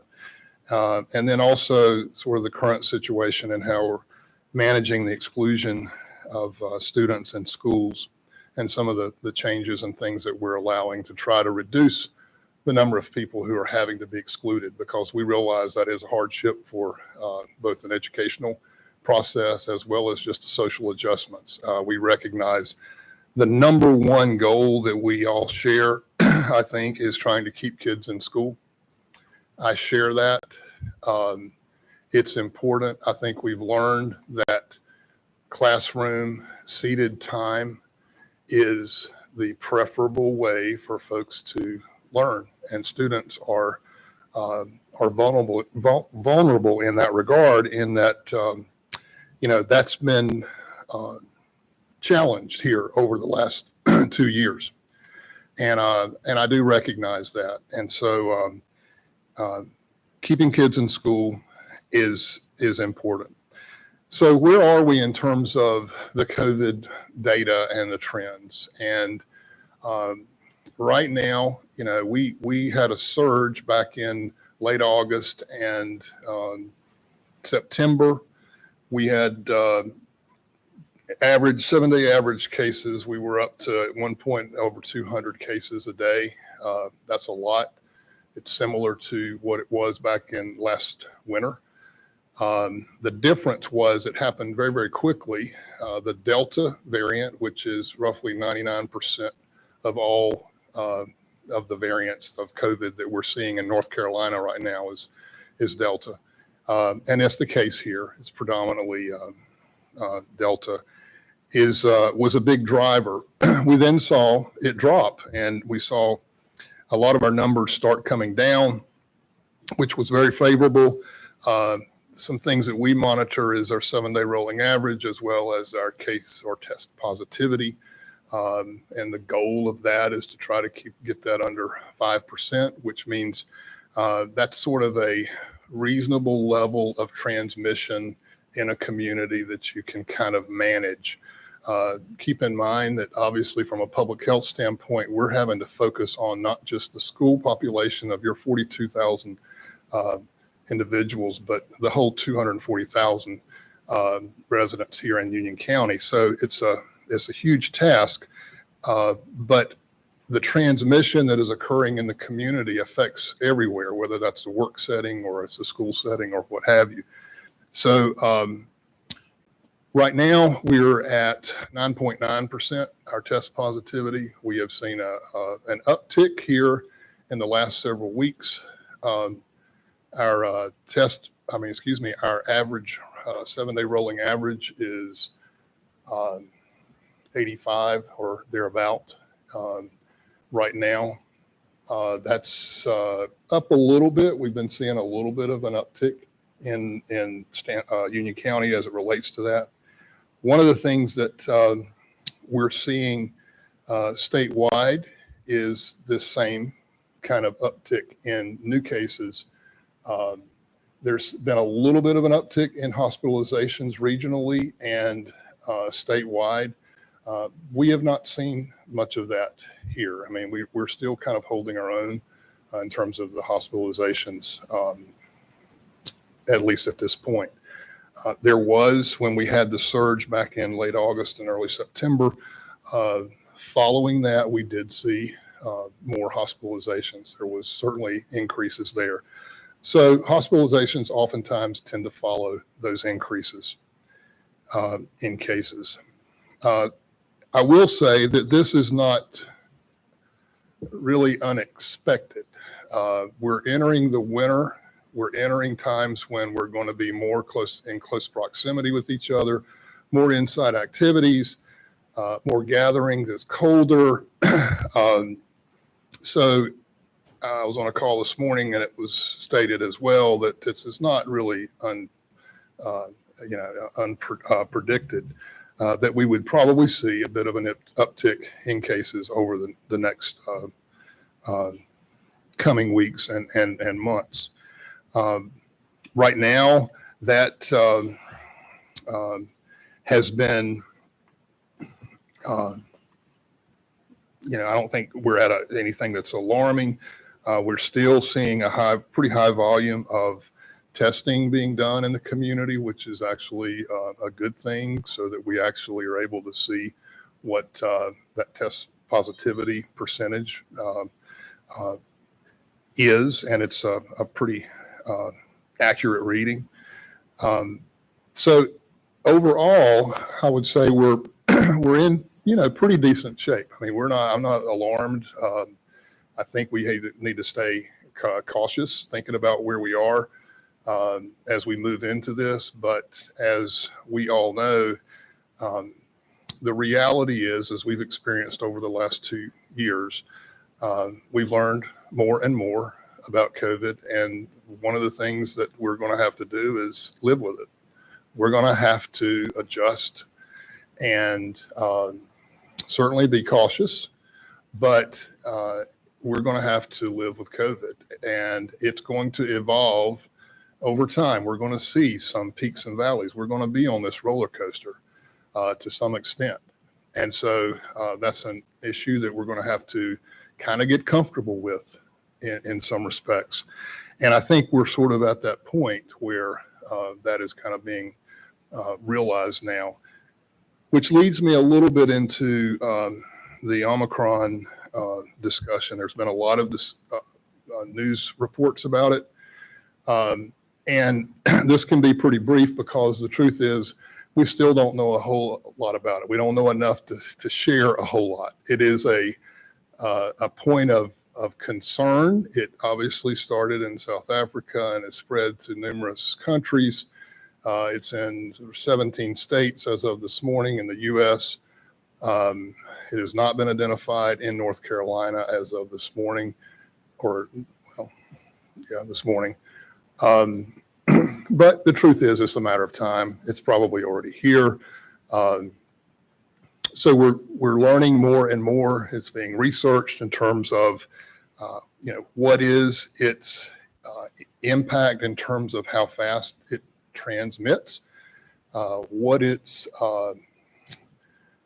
how efficient it is at evading immunity, whether that's immunity from folks who have had COVID or folks who have been vaccinated from COVID. And also, what is the severity of this particular variant? We don't know all the answers to that. It's being monitored right now. Some of the early indications are that it is a very fast transmitter, but early indications are that it may remain relatively mild. And if that's all the case, that will be good. So I'm really going to stop that on Omicron. I mean, there's not a whole lot to say. When we know more, we'll share more. It is being reviewed. And I think that,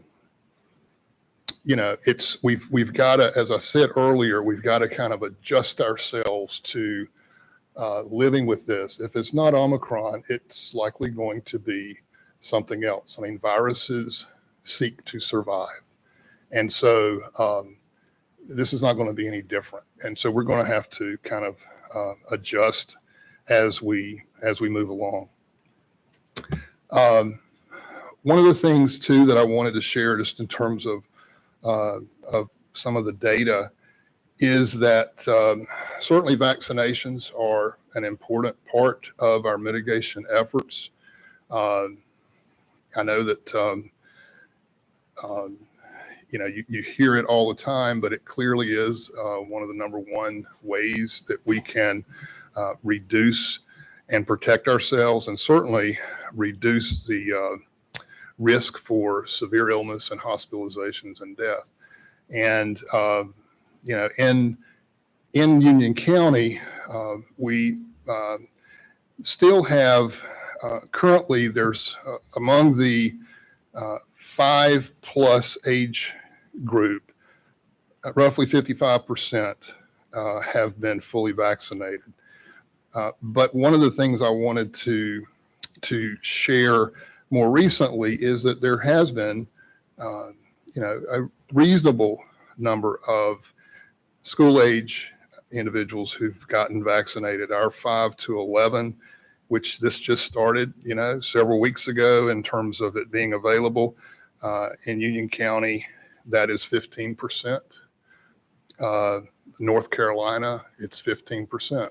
So we're right at what the state average is. For the 12 to 17 age group, we're at 46%, and North Carolina is at 45%. I say that to say that, vaccines are often overlooked in terms of, particularly for youth, because it was kind of late coming on board. But we have seen, an increase in folks wanting vaccine, which is good.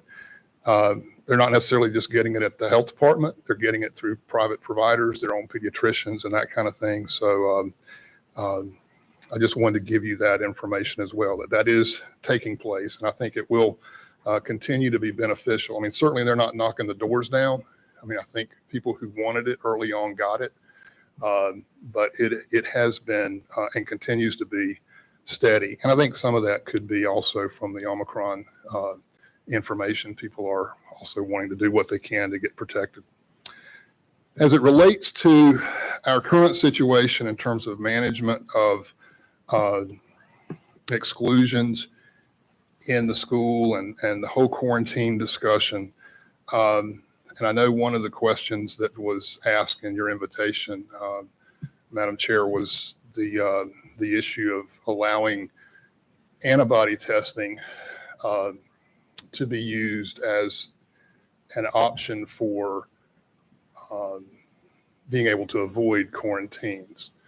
And for the most part, up to that point, we had been allowing, and this in the state's toolkit, Strong Schools Toolkit, and I will say that, we have followed that or tried to follow that because it's been a guide that I think is has for the most part been helpful. I know that it's frustrating. It does change and there's aspects, but we have tried to follow that to be consistent in what it allows. And it does lay out those control measures that are dictated by the state.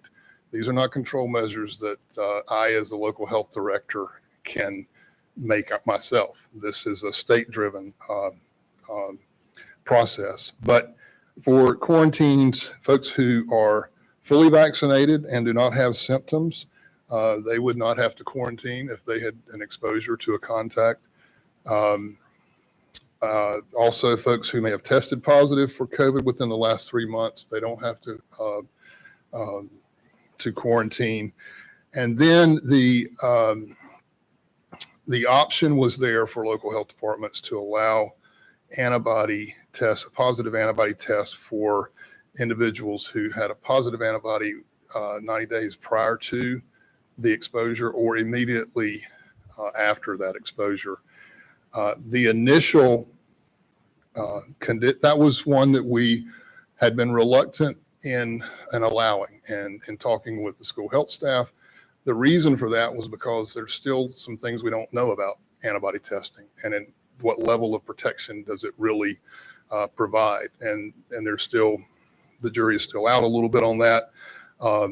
You know, from my perspective, it provides some level of protection, but we just don't know how much. And because the state had it in the toolkit, it certainly was something we wanted to consider and allow, but there was a little bit of a catch because there was a condition around it that said the person needed to not be around others who were could be exposed to severe, or to individuals who could be, it would be problematic for severe illness if they were exposed. Well, that becomes very, very challenging for staff to determine who that is, because severely asthmatic child sitting close by could possibly be that person. So I shared that concern with folks at the state, and they actually took that condition out.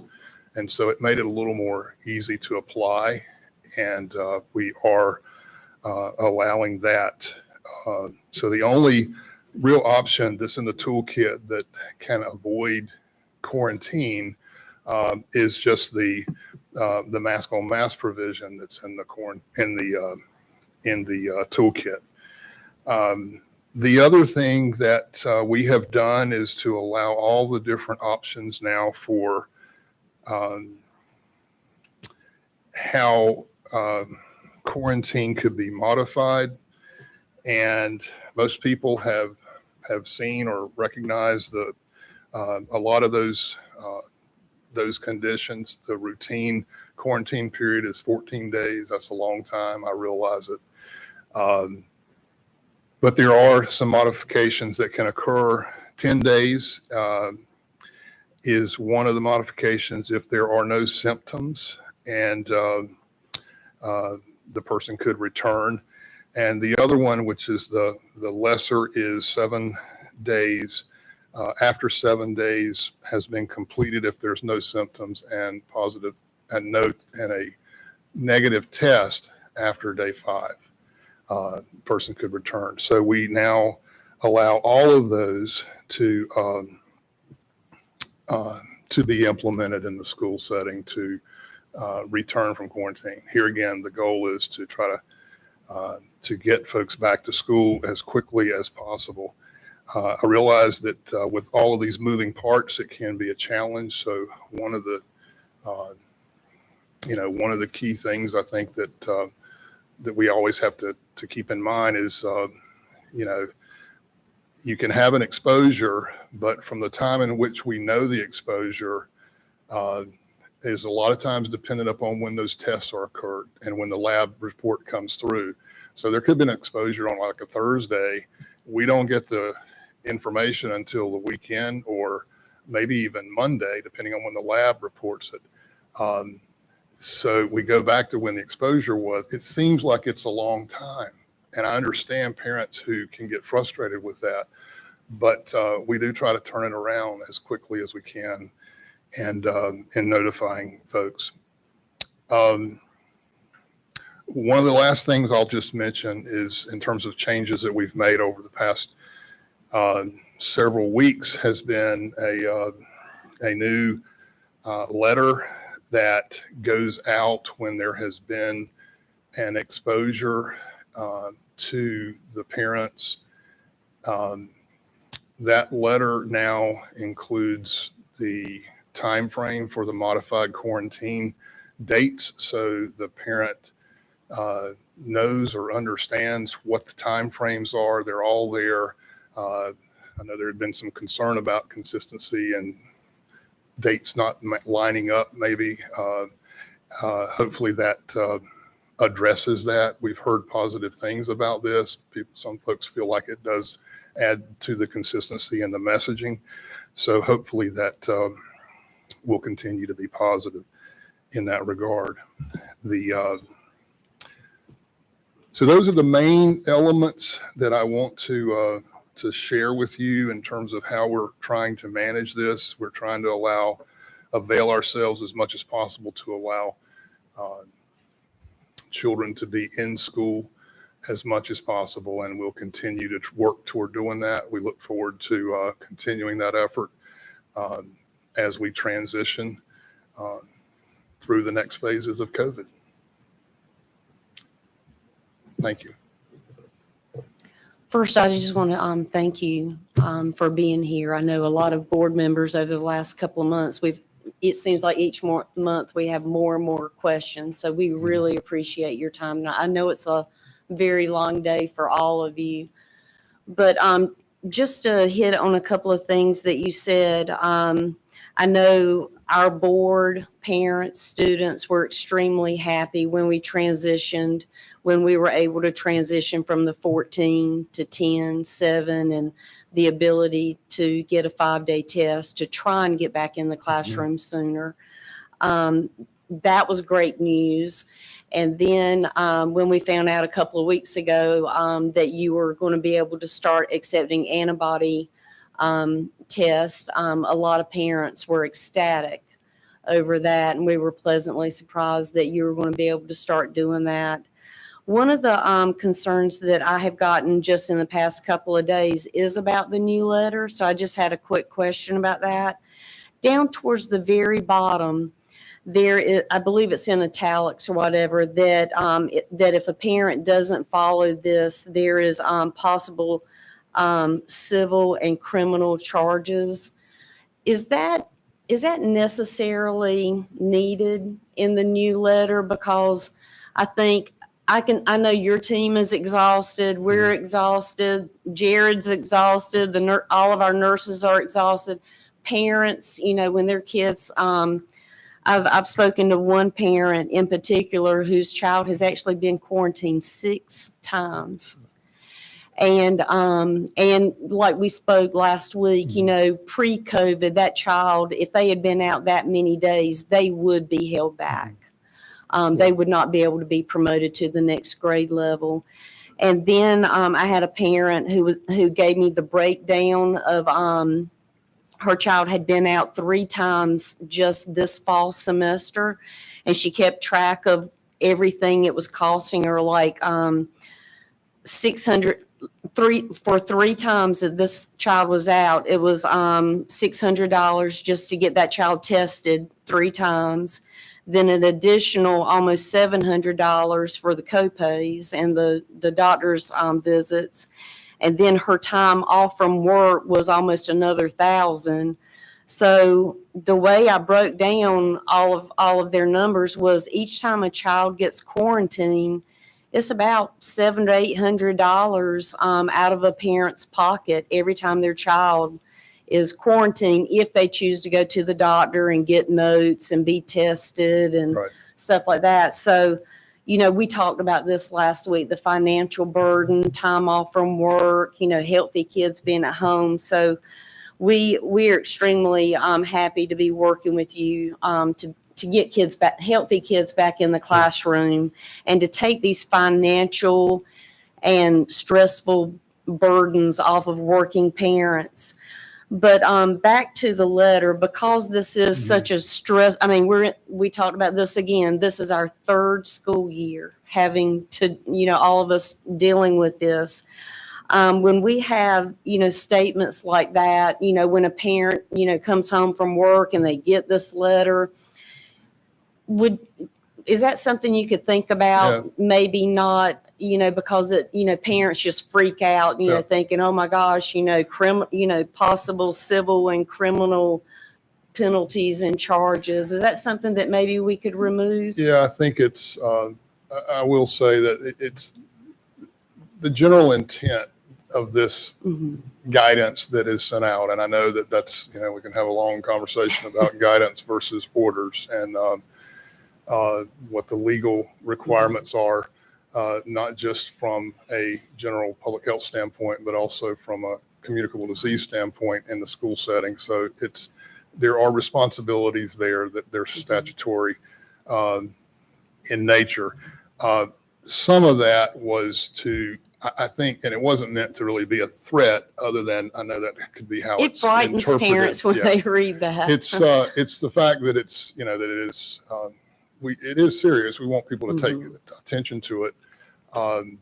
But I certainly can go back and look at that in terms of And I know you speak, reassessing that. did you say there were 86 other health directors in the state? How many were there? Yeah, there's 86, 85 other health departments in North You know, Carolina. certainly we would appreciate your consideration, but if you wanted to take it back, you know, and discuss with other health directors to see, you know, do they use this? You know, what could be perceived as a threat? Because the letter still says that that if you don't abide by the state or the, you know, you can have an order, right? So isn't that? Yeah, it was to essentially set that out there that there could be other consequences. Oh, it's out there. Perhaps it was related. So I just wanted to see if that's something you could consider I understand. And softening. I understand. And you know, it's point well taken. And we know that you're bound by state statutes and, you know, the burden that you have on your role as a health director is, you know, you're bound by state law. But, you know, parents, employees, students, everyone's just, you know, on the edge of tears, you know, if they get called to the office or, you know, their parents are on the way, you know, they're terrified of being out of school for 10 more days, 14 more days. And then the parent reads that letter and they think that, you know, they might get charged with something. I just wanted to ask you, you know, if you could think about that. Points taken. Board members?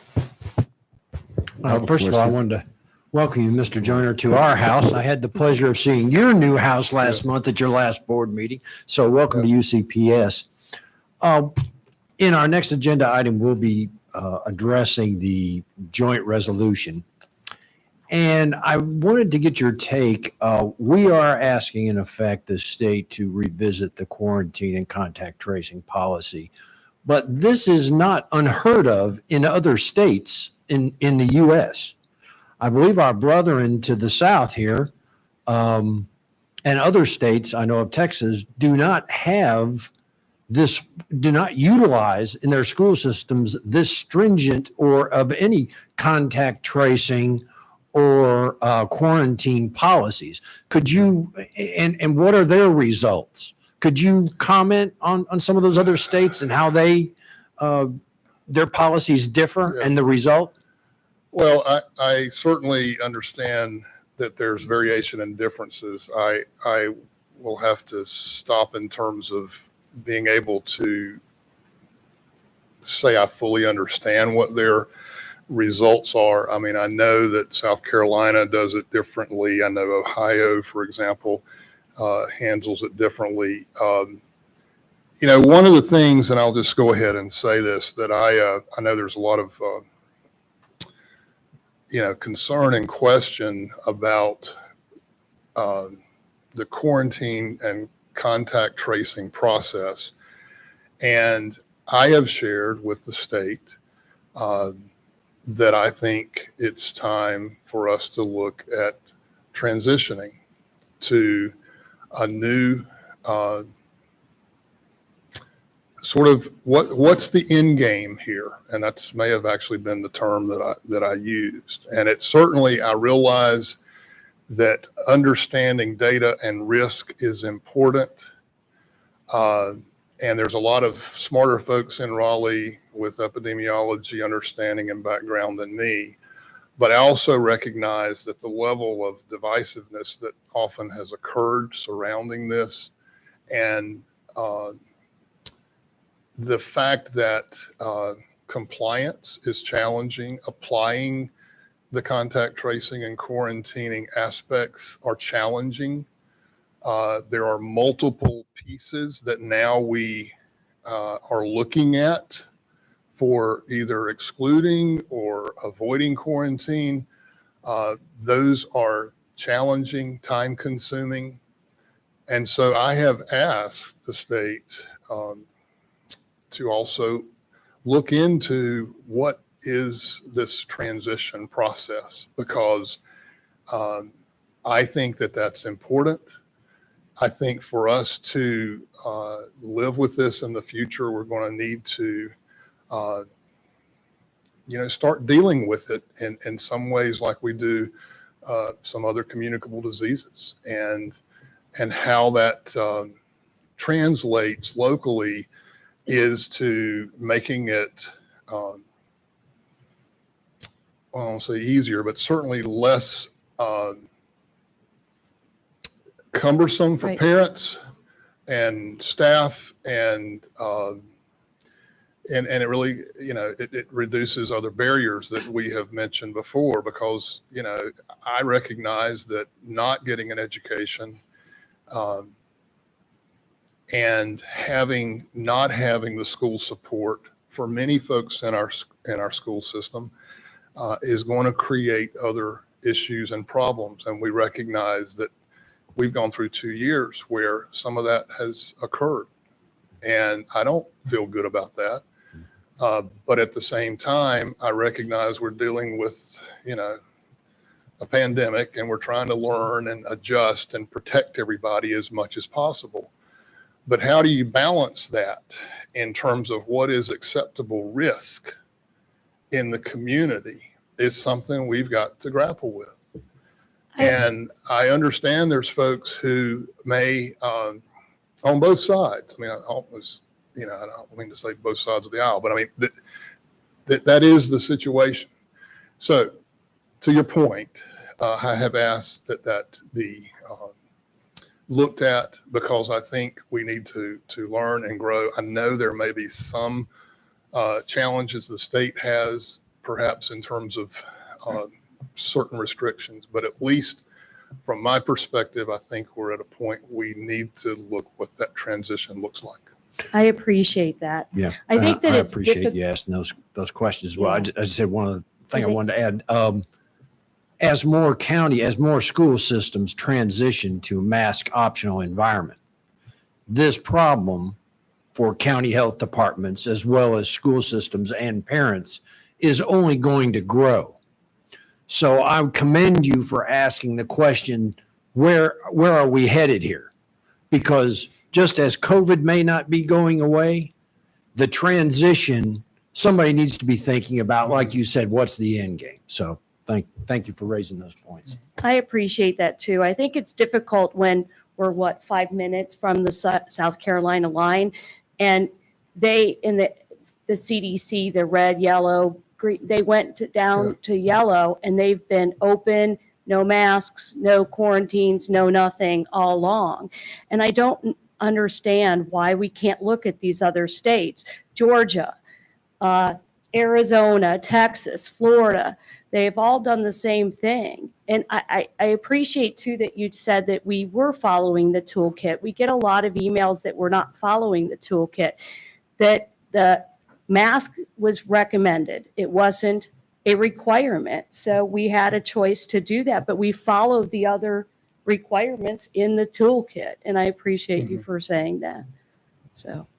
Yeah, Mr. Joyner, what has been the initial reaction from the state to your question, to your quizzing them and posing that to them? Has they given any initial nuggets of information on how they would proceed, or was there an initial reaction to your question that they're going to provide follow-up on? I would say that they heard, and I do think understood the challenges. I know, they were not, could not be committal at some of my, my sort of initial, this was done through, several weeks ago, and have had some other communications that have sort of raised this question. And so I'll just say that I think they are open to listening and hearing. They recognize the challenges that we're facing. One of the things we have to do is also share and be a bridge back to the state so that they understand what's happening out in the hitherlands of the state. How it gets applied is a critical piece, because that's what really impacts people's families and the schools. And we don't want to be, we don't want to throw caution to the wind, and I'm not saying that, but, and I realize the state has to be measured in sort of the steps it takes, but I will say they acknowledged the concern and the challenge that I was sharing. Other than that, I can't say much about I'm not sure where they're going to head with it, but it's not the end. I mean, I think they recognize they're going to have to look toward what the transition looks like. Now, one of the things we've learned during this process is that you and your capacity and your colleagues across the state and each of the counties have abilities to interdict policies. So from what you asked the state, what have you done in your capacity as the local health director to begin or to initiate some of the mitigating circumstances that you believe that the state could do from a county perspective? Well, as it relates to control measures, I don't have the authority to set or establish that. And so ultimately what we're looking at here are adjustments to those control measures. So that's one of the reasons why the point is made that I think that it needs to be looked at, at the state level, because I don't have that particular authority for things that would have a more direct impact of what we're talking about here.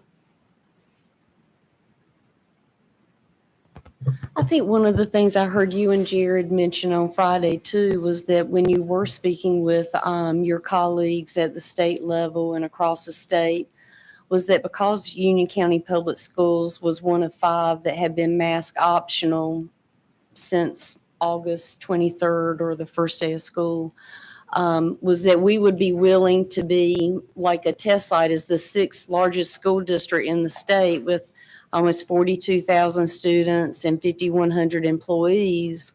Have you gotten any feedback if there's any interest in allowing Union County Public Schools to move forward with what you called a transition period? Yeah. I have not asked the question Okay. since our Friday discussion. I certainly can explore that. Because I think we'd be a perfect example or, a study to allow us to move forward, because we have been, we haven't wavered back and forth. We've been mask optional the whole time, and our numbers are not any different really from other districts. I think we talked about, some other counties that were similar in size, and their numbers, even though they were mask required, were not much different from ours. And I know Mr. McCraw was very interested in offering, our numbers and our data to move forward, as you said, to adjust the sails and start learning how to live with this virus and balance it. And I think, our joint efforts between, the county and our schools working so well together with Jared and the nurses, I think it'd be a great opportunity if the state would allow us to do that. Yeah, I certainly can explore that opportunity. Mr. Joyner. Yes, sir. Again, thank you for coming tonight. I have a few questions. When you talk of and I've heard even in the resolution, and I've heard other people make mention of healthy kids. What is your definition of a healthy kid being in school? Because some say a healthy kid is one that is asymptomatic, without any symptoms. So I'm wanting clarity on what the definition, how do we define a healthy kid? Well, I think you may be looking at or referencing the part where it speaks to reducing quarantining of healthy kids. By definition, quarantining excludes healthy kids. Right. So I want people to understand that. The idea behind quarantining for anything is to exclude the person who was exposed for a designated time frame to see whether or not they develop the disease and therefore could transmit to others. So it's a control measure. It's typically very effective in situations that are more, kind of isolated, more smaller, groupings. I'm trying to think of, other communicable diseases that would apply to. So it works well. It's an important way to control communicable disease. But the long and short of it is that a healthy kid may actually be someone who's asymptomatic today, but symptomatic tomorrow and possibly transmitting or could transmit. So that is, in essence, I guess in some ways it's sort of kind of a dilemma because, okay, you're excluding, but they're also, they may be healthy. They may not get it. They may go on. And so they're out 5 days, 10 days, whatever, and have to be tested and go through these things we're talking about with these costs and other expenses and being out of school. So I realize it is disruptive, but I also know that in its purest form, it does have benefit. And I guess I want to just say that because I don't want folks to think that, all quarantine is bad because, as we start thinking about quarantine, trying to reduce it and that kind of thing. And I may be rambling here more than answering your question, but I think a healthy kid in the context that you're sharing is someone who, at least at that point, is not having symptoms. Okay. My next question, is it safe to compare COVID to the flu or a cold? Is it safe to say it's the same thing as a flu or a cold? Well, no, it's not the same thing for sure. It is different. It's certainly they have similarities in that they're airborne. They transmit. Flu is a good example where it has different strains that change from time to time. Some are more responsive to a vaccine. So you always have the issue of what's the match for the vaccine each year. So you handle it in some ways kind of similarly. One of the things that we've benefited from, I think, over the past year or two is diminished levels of flu. Last year it was very, very low. I will say that this year there are starting in North Carolina to see some increases in cases, more so than we were last year. We're starting to see more cases of flu. It's still early in flu season, but I just share that as sort of a bit of a sidebar. So they're not the same, certainly. They certainly have some different levels of severity. A bad year of flu in the U.S. would, have a mortality factor of probably 50 to 60,000 people in the U.S.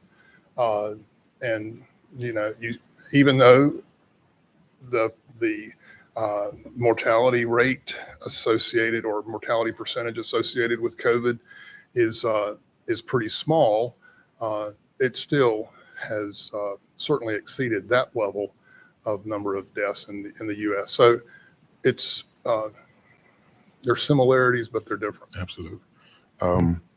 Just a couple more questions, if I may. You made a statement about that we as a county, we are in decent shape, but we still need to stay cautious, correct? Okay. Yes. And the antibodies test, can you tell me what is that procedure? Let's say if I bring my son in and I want him to be tested, how is that? What is that procedure? How does that procedure look? There are multiple antibody tests. I mean, I don't know how many there are, and I'm going to actually, as it relates to explaining this, I may ask Dr. Keener, our medical director, if y'all don't mind, if he would share a little bit of response. I mean, I know where my knowledge begins and starts diminishing, so I'll let him. Good evening, everybody. So when we have an infection, our immune system has a reaction to that. And one of the things it does is it creates antibodies, which are just proteins in the blood, which have the effect of identifying the offending antigen, whether it's a virus or bacteria, so that the immune system can kind of pounce on it. So what an antibody test is it's a blood test where you are actually measuring those particular proteins in the blood. Okay, so it's a blood test. Okay, gotcha. All right. Just a prick on the finger. Okay, I want to know because I haven't. Oh, is it prick? Yeah. What it is, how you test for it. Right. It's a blood draw. It's a blood draw. It's not a prick on the finger. It's okay. Yeah, They said a prick on the finger, so it's a needle in my arm. Well, okay. So there may be pricks on the fingers. There's about 60 or 70 different antibody tests that are out there. It's not just one test. There's different kinds. Some of them are what we call qualitative, which would be a yes or no. Gotcha. Whereas other ones have levels. It's usually a ratio, like a 1 to 4, 1 to 16. And there have been very, very few studies done on COVID antibody tests because all the scientists are just, still working on COVID virus. Right. And so we don't really, as Mr. Joyner said, we don't really know what these mean, except to say that if you've got an antibody, that it probably helps you somehow. But no guarantee that it'll help you. Gotcha. Okay. And my last question, and you said it, when you talked about the protection and keeping down quarantine rates in our schools, you said you made mention of mask on mask. That means having a mask mandate, right? That helps with eliminating and decreasing quarantine for students. Yeah, the provision in the toolkit speaks to consistent use of masking. The individuals who were exposed would not have to quarantine. So it is has a huge impact in terms of quarantine numbers. Gotcha. So it helps. That's all. Yeah. Thank you. I appreciate you. Mm-hmm. Can I ask a question? Yes, ma'am. Do you know if at the state level they are looking at other states that have done it differently just to see? I mean, like Ms. Heintel mentioned, where they are mask optional and they don't quarantine, are they trying to look to see how it's working in other states? I know that the state has regular statewide official meetings. Among colleagues, counterparts, because I hear that referenced. And so certainly I think the state is sensitive to what's happening. I can't really speak to the extent to which that is done or operationalized. I'm sorry. Sorry, I may have kind of a silly question, but I like to think I'm somewhat intellectual. And this, if you could help me understand the percent positivity rate. I've had a couple of COVID tests. It's not fun getting your brain tickled through your nostrils, right? I'm not randomly going to go sign up for one. I'm going to go if I feel like I have symptoms, right? And it's all over the internet. Here are the symptoms for what COVID is, right? So I struggle with how that is a gauge of how COVID is responding in our community, right? Where you're only going to get tested if you feel like you have those symptoms. So could you help me understand, like, how do we ever get to a level that is acceptable if you're only going to go get tested really when you feel like you have it? Well, in some worlds, that is correct.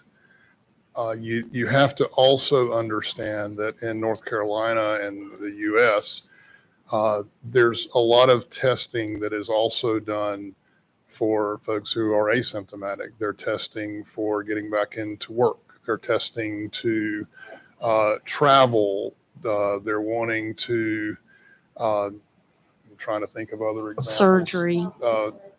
Yeah, preoperatively, concert screening.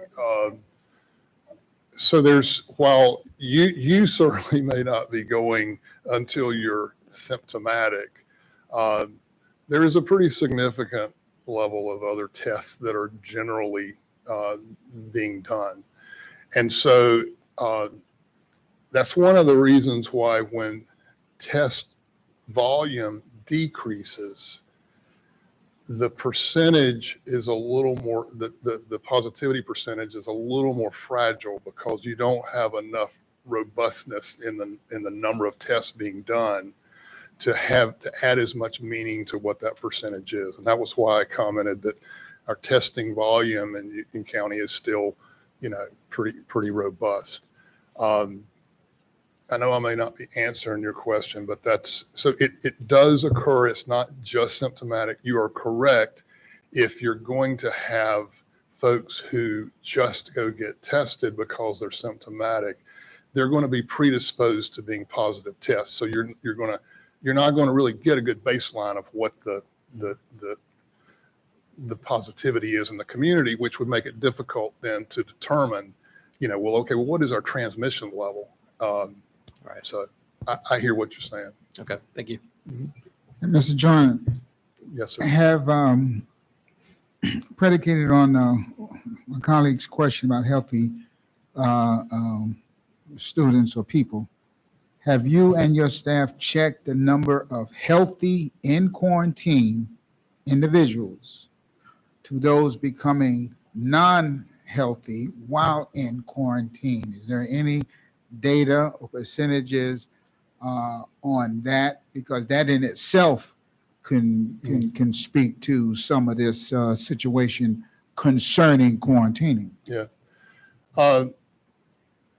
I don't have data specifically for that. I know that when Union County was participating in the ABC Collaborative, I think last year, that was an element of data that was collected. And I don't have those numbers committed to memory. And I don't know, Jared, if you know. I think it's about 102 earlier this year out of 7,600. Yeah. Yes. So it is a pretty low percentage. There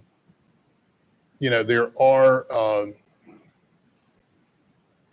I know there are studies and there are others who are across the state who are probably looking at that data maybe a little bit closer, but I know that, the general percentage is still going to be low. I can't give you a good number. If you come across that data, it would be great if you could just send it to us. Okay. And let me just say that predicated on the numerous amounts of emails that we've gotten concerning, your coming here, it's commendable that you have come here tonight to field our questions, and I want to commend you for that, sir. Thank you. Thank you. So again, I want to thank you. We've had you up there for quite some time at this point. We probably should have taken turns with everyone to give you a break, but thank you for being here. We have next on our agenda a joint resolution that passed 5-0 by our Board of County Commissioners just last night. And in our board packet is a copy of that resolution signed by all 5 of our county commissioners. If anyone would like to entertain a motion. I would like to first say that what we're voting for, just so everybody understands, is that the Union County Board of Commissioners, which they did last night, and the Union County Board of Education hereby jointly and resolutely call upon the state of North Carolina and the Department of Health and Human Services to take whatever actions are necessary to end the practice of contact tracing and quarantine of students on or before January 19, 2022, which is the first day of our second semester. So I move that we approve and adopt the joint resolution. Second. Okay, all those in favor say aye. Here, Aye. Madam Chair. All those opposed? 1. So the motion passes. Is Matt on the phone? Matt? Okay.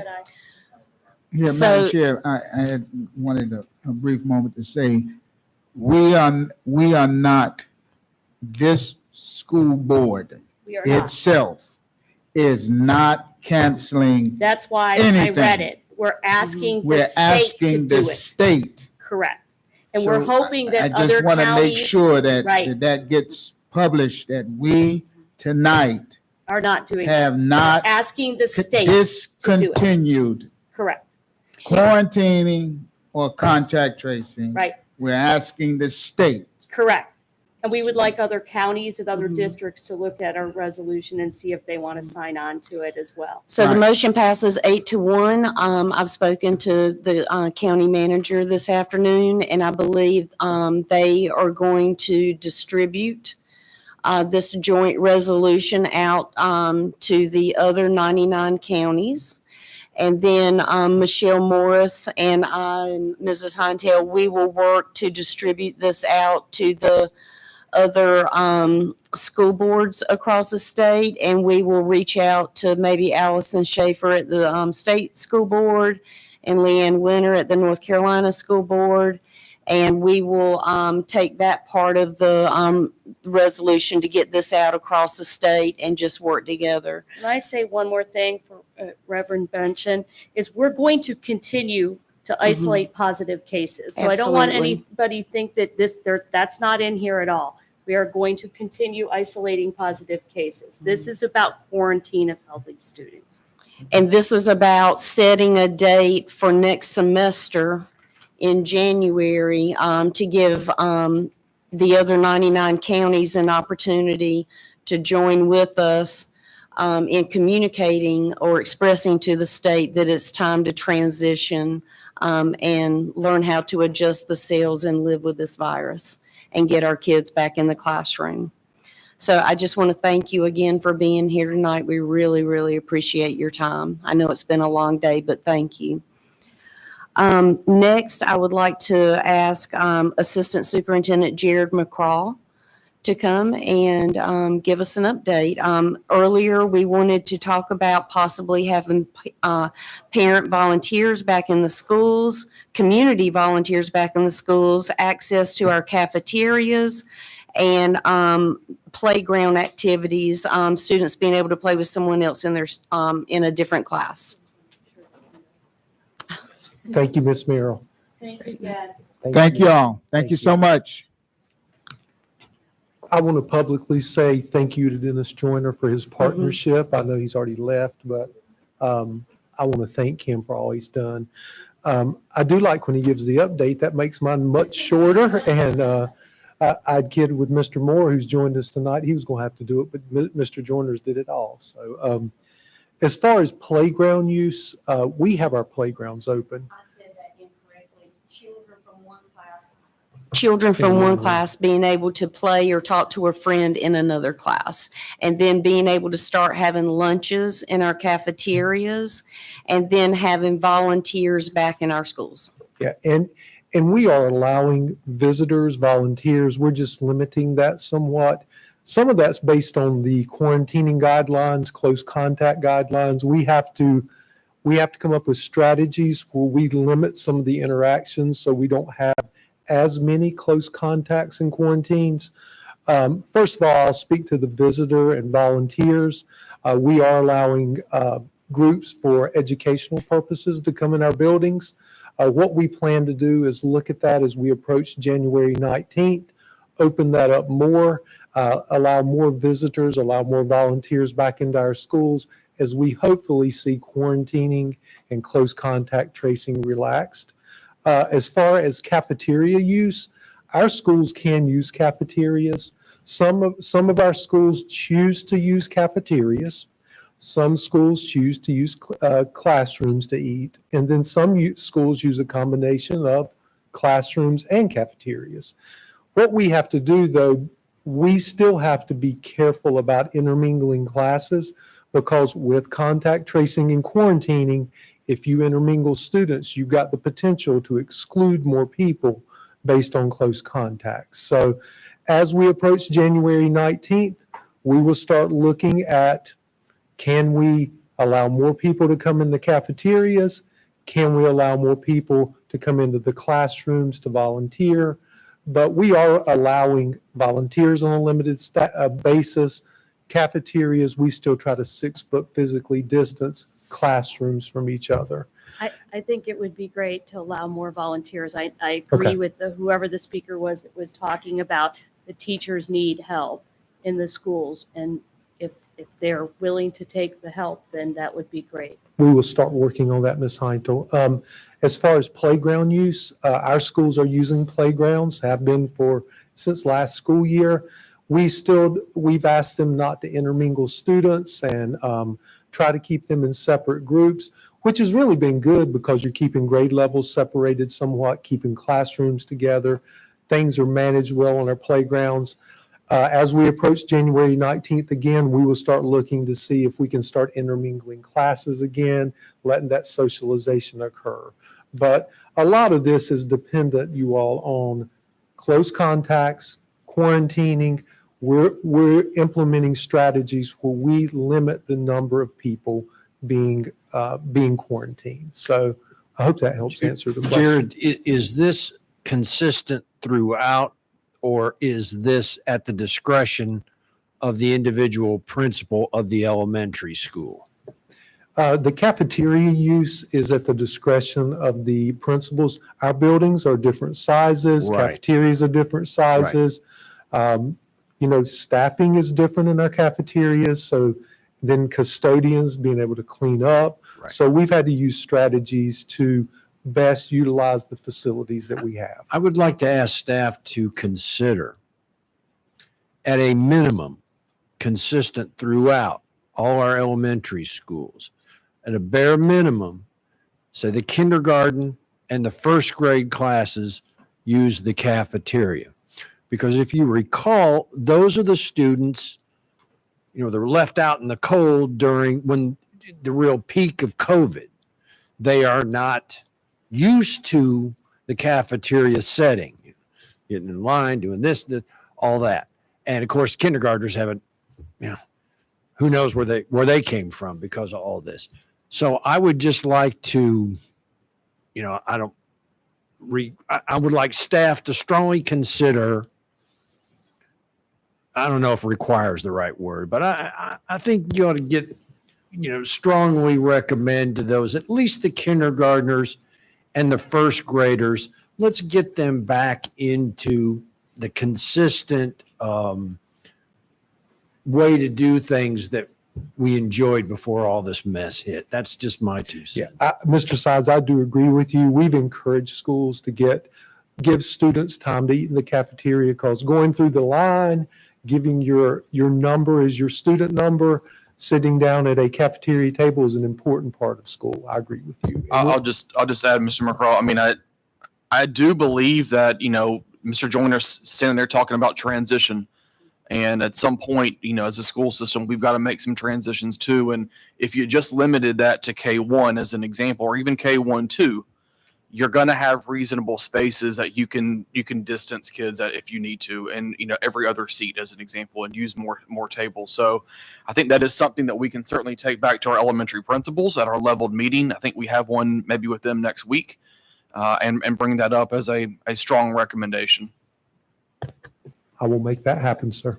Thank you. Jared, thank you so much for your time tonight. Board members, that brings us to Session Law 2021-130 or Senate Bill 654, where we are required to vote on face coverings.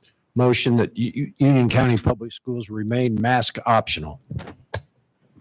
Second.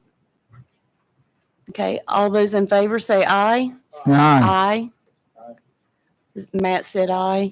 All those opposed? Okay, motion passes 8-1. That brings us to policies for review. I'll turn it over to Mrs. Morris.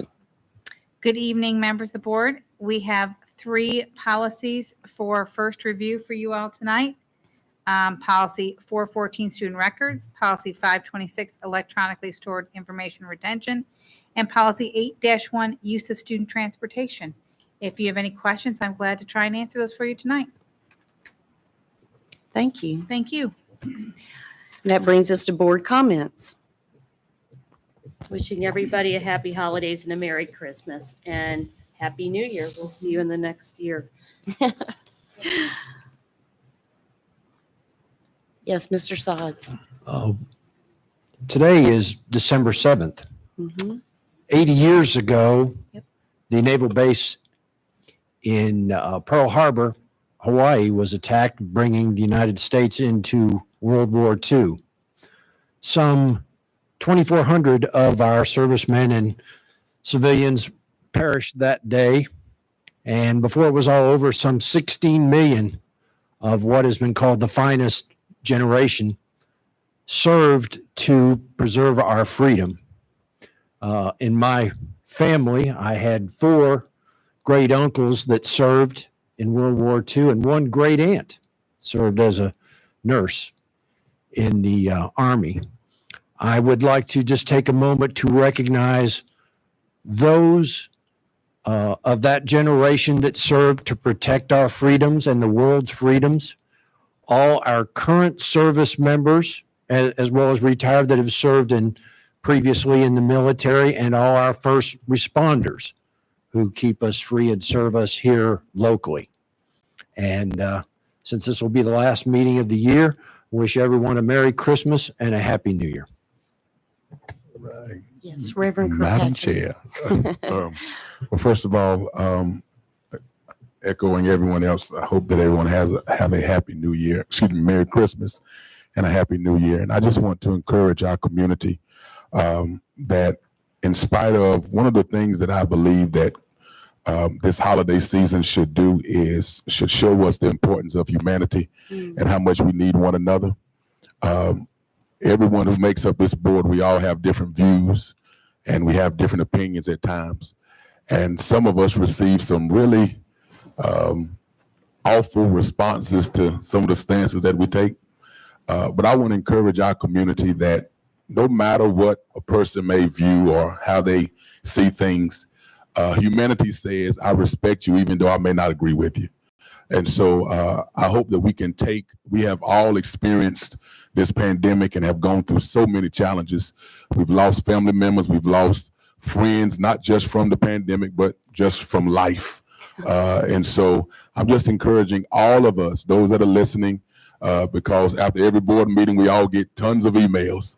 Some are nice and some are not. But I want to encourage everyone, before you press send, rethink what you're saying. I mean, honestly, rethink how you express yourself, because again, we don't always have to agree, but I believe that if we're a part of this circle of life and what we're all striving, I hope, striving to exemplify, and that is love and peace and joy. Let's try to work together. My stance has never changed when it comes to this mask mandate, and I will continue to stand on it. And I have my reasons and I have my views, but that should never allow me or cause me to disrespect anyone else, even though they don't agree with me. So please, you all who are listening, just embrace this holiday season with the right attitude, and know that we are our brother's keeper. And what we do is not just for ourselves, but it's to make sure that our fellow man is all right. So again, Merry Christmas, Happy Hanukkah, Happy Kwanzaa, whatever your celebration may be during this time. And I pray that you all have a successful new year as we prayerfully make it into 2022. Thank you. Very well said. Thank you so much, Reverend Benson. Thank you, Madam Chair, and thank those that have made commentary already. And I want to echo and second what Reverend Kilpatrick has said on that issue of kindness. But I want to thank all of Team UCPS, the staff down to the newest person that's driving the bus or custodian, and just want you all to really maybe try to rest when this day of break comes. Enjoy yourselves. Really take time for yourself. I know that's hard while we're in the grind, but I'm learning myself. I'm not an expert at it yet, but I'm learning to take time for myself. And I really want to encourage everyone to take this time. Go somewhere, even if you just go to a play or go to a park or take a vacation, but do yourself some goodness by taking yourself a break and decompartmentalizing and get away from these pressures, because life, as Reverend Kilpatrick said, is so valuable, and we need to love and care for one another. But do, in fact, take a break, and I want to just wish everybody a very Merry Christmas, a Happy New Year, and to all, including our illustrious board. And thank you, Superintendent, for the great job you all are doing. Okay, board members, that brings us to announcements. The Facilities Committee will meet on Thursday, December 16th at 9 a.m. at the PDC. The Finance Committee won't meet until the new year. Policy meets December 14th, 8 o'clock in the morning. It's a Zoom meeting. There are two community events that I would love for our community to support. It's the first annual Hooping for Hope for the holidays, and it is on December the 21st at 6 o'clock at J. Ray Shoot Center. It's going to be a lot of fun, basketball and a three-point shootout that I will not participate in. But you all who have hops or whatever, you can come out. Dr. Breedlove, you tall enough. I think you might can do some three-point shootout. And on That's because you're in the slam dunk contest. Oh gosh, now that would be hilarious if I even touched the basket. And one more event that we have going on.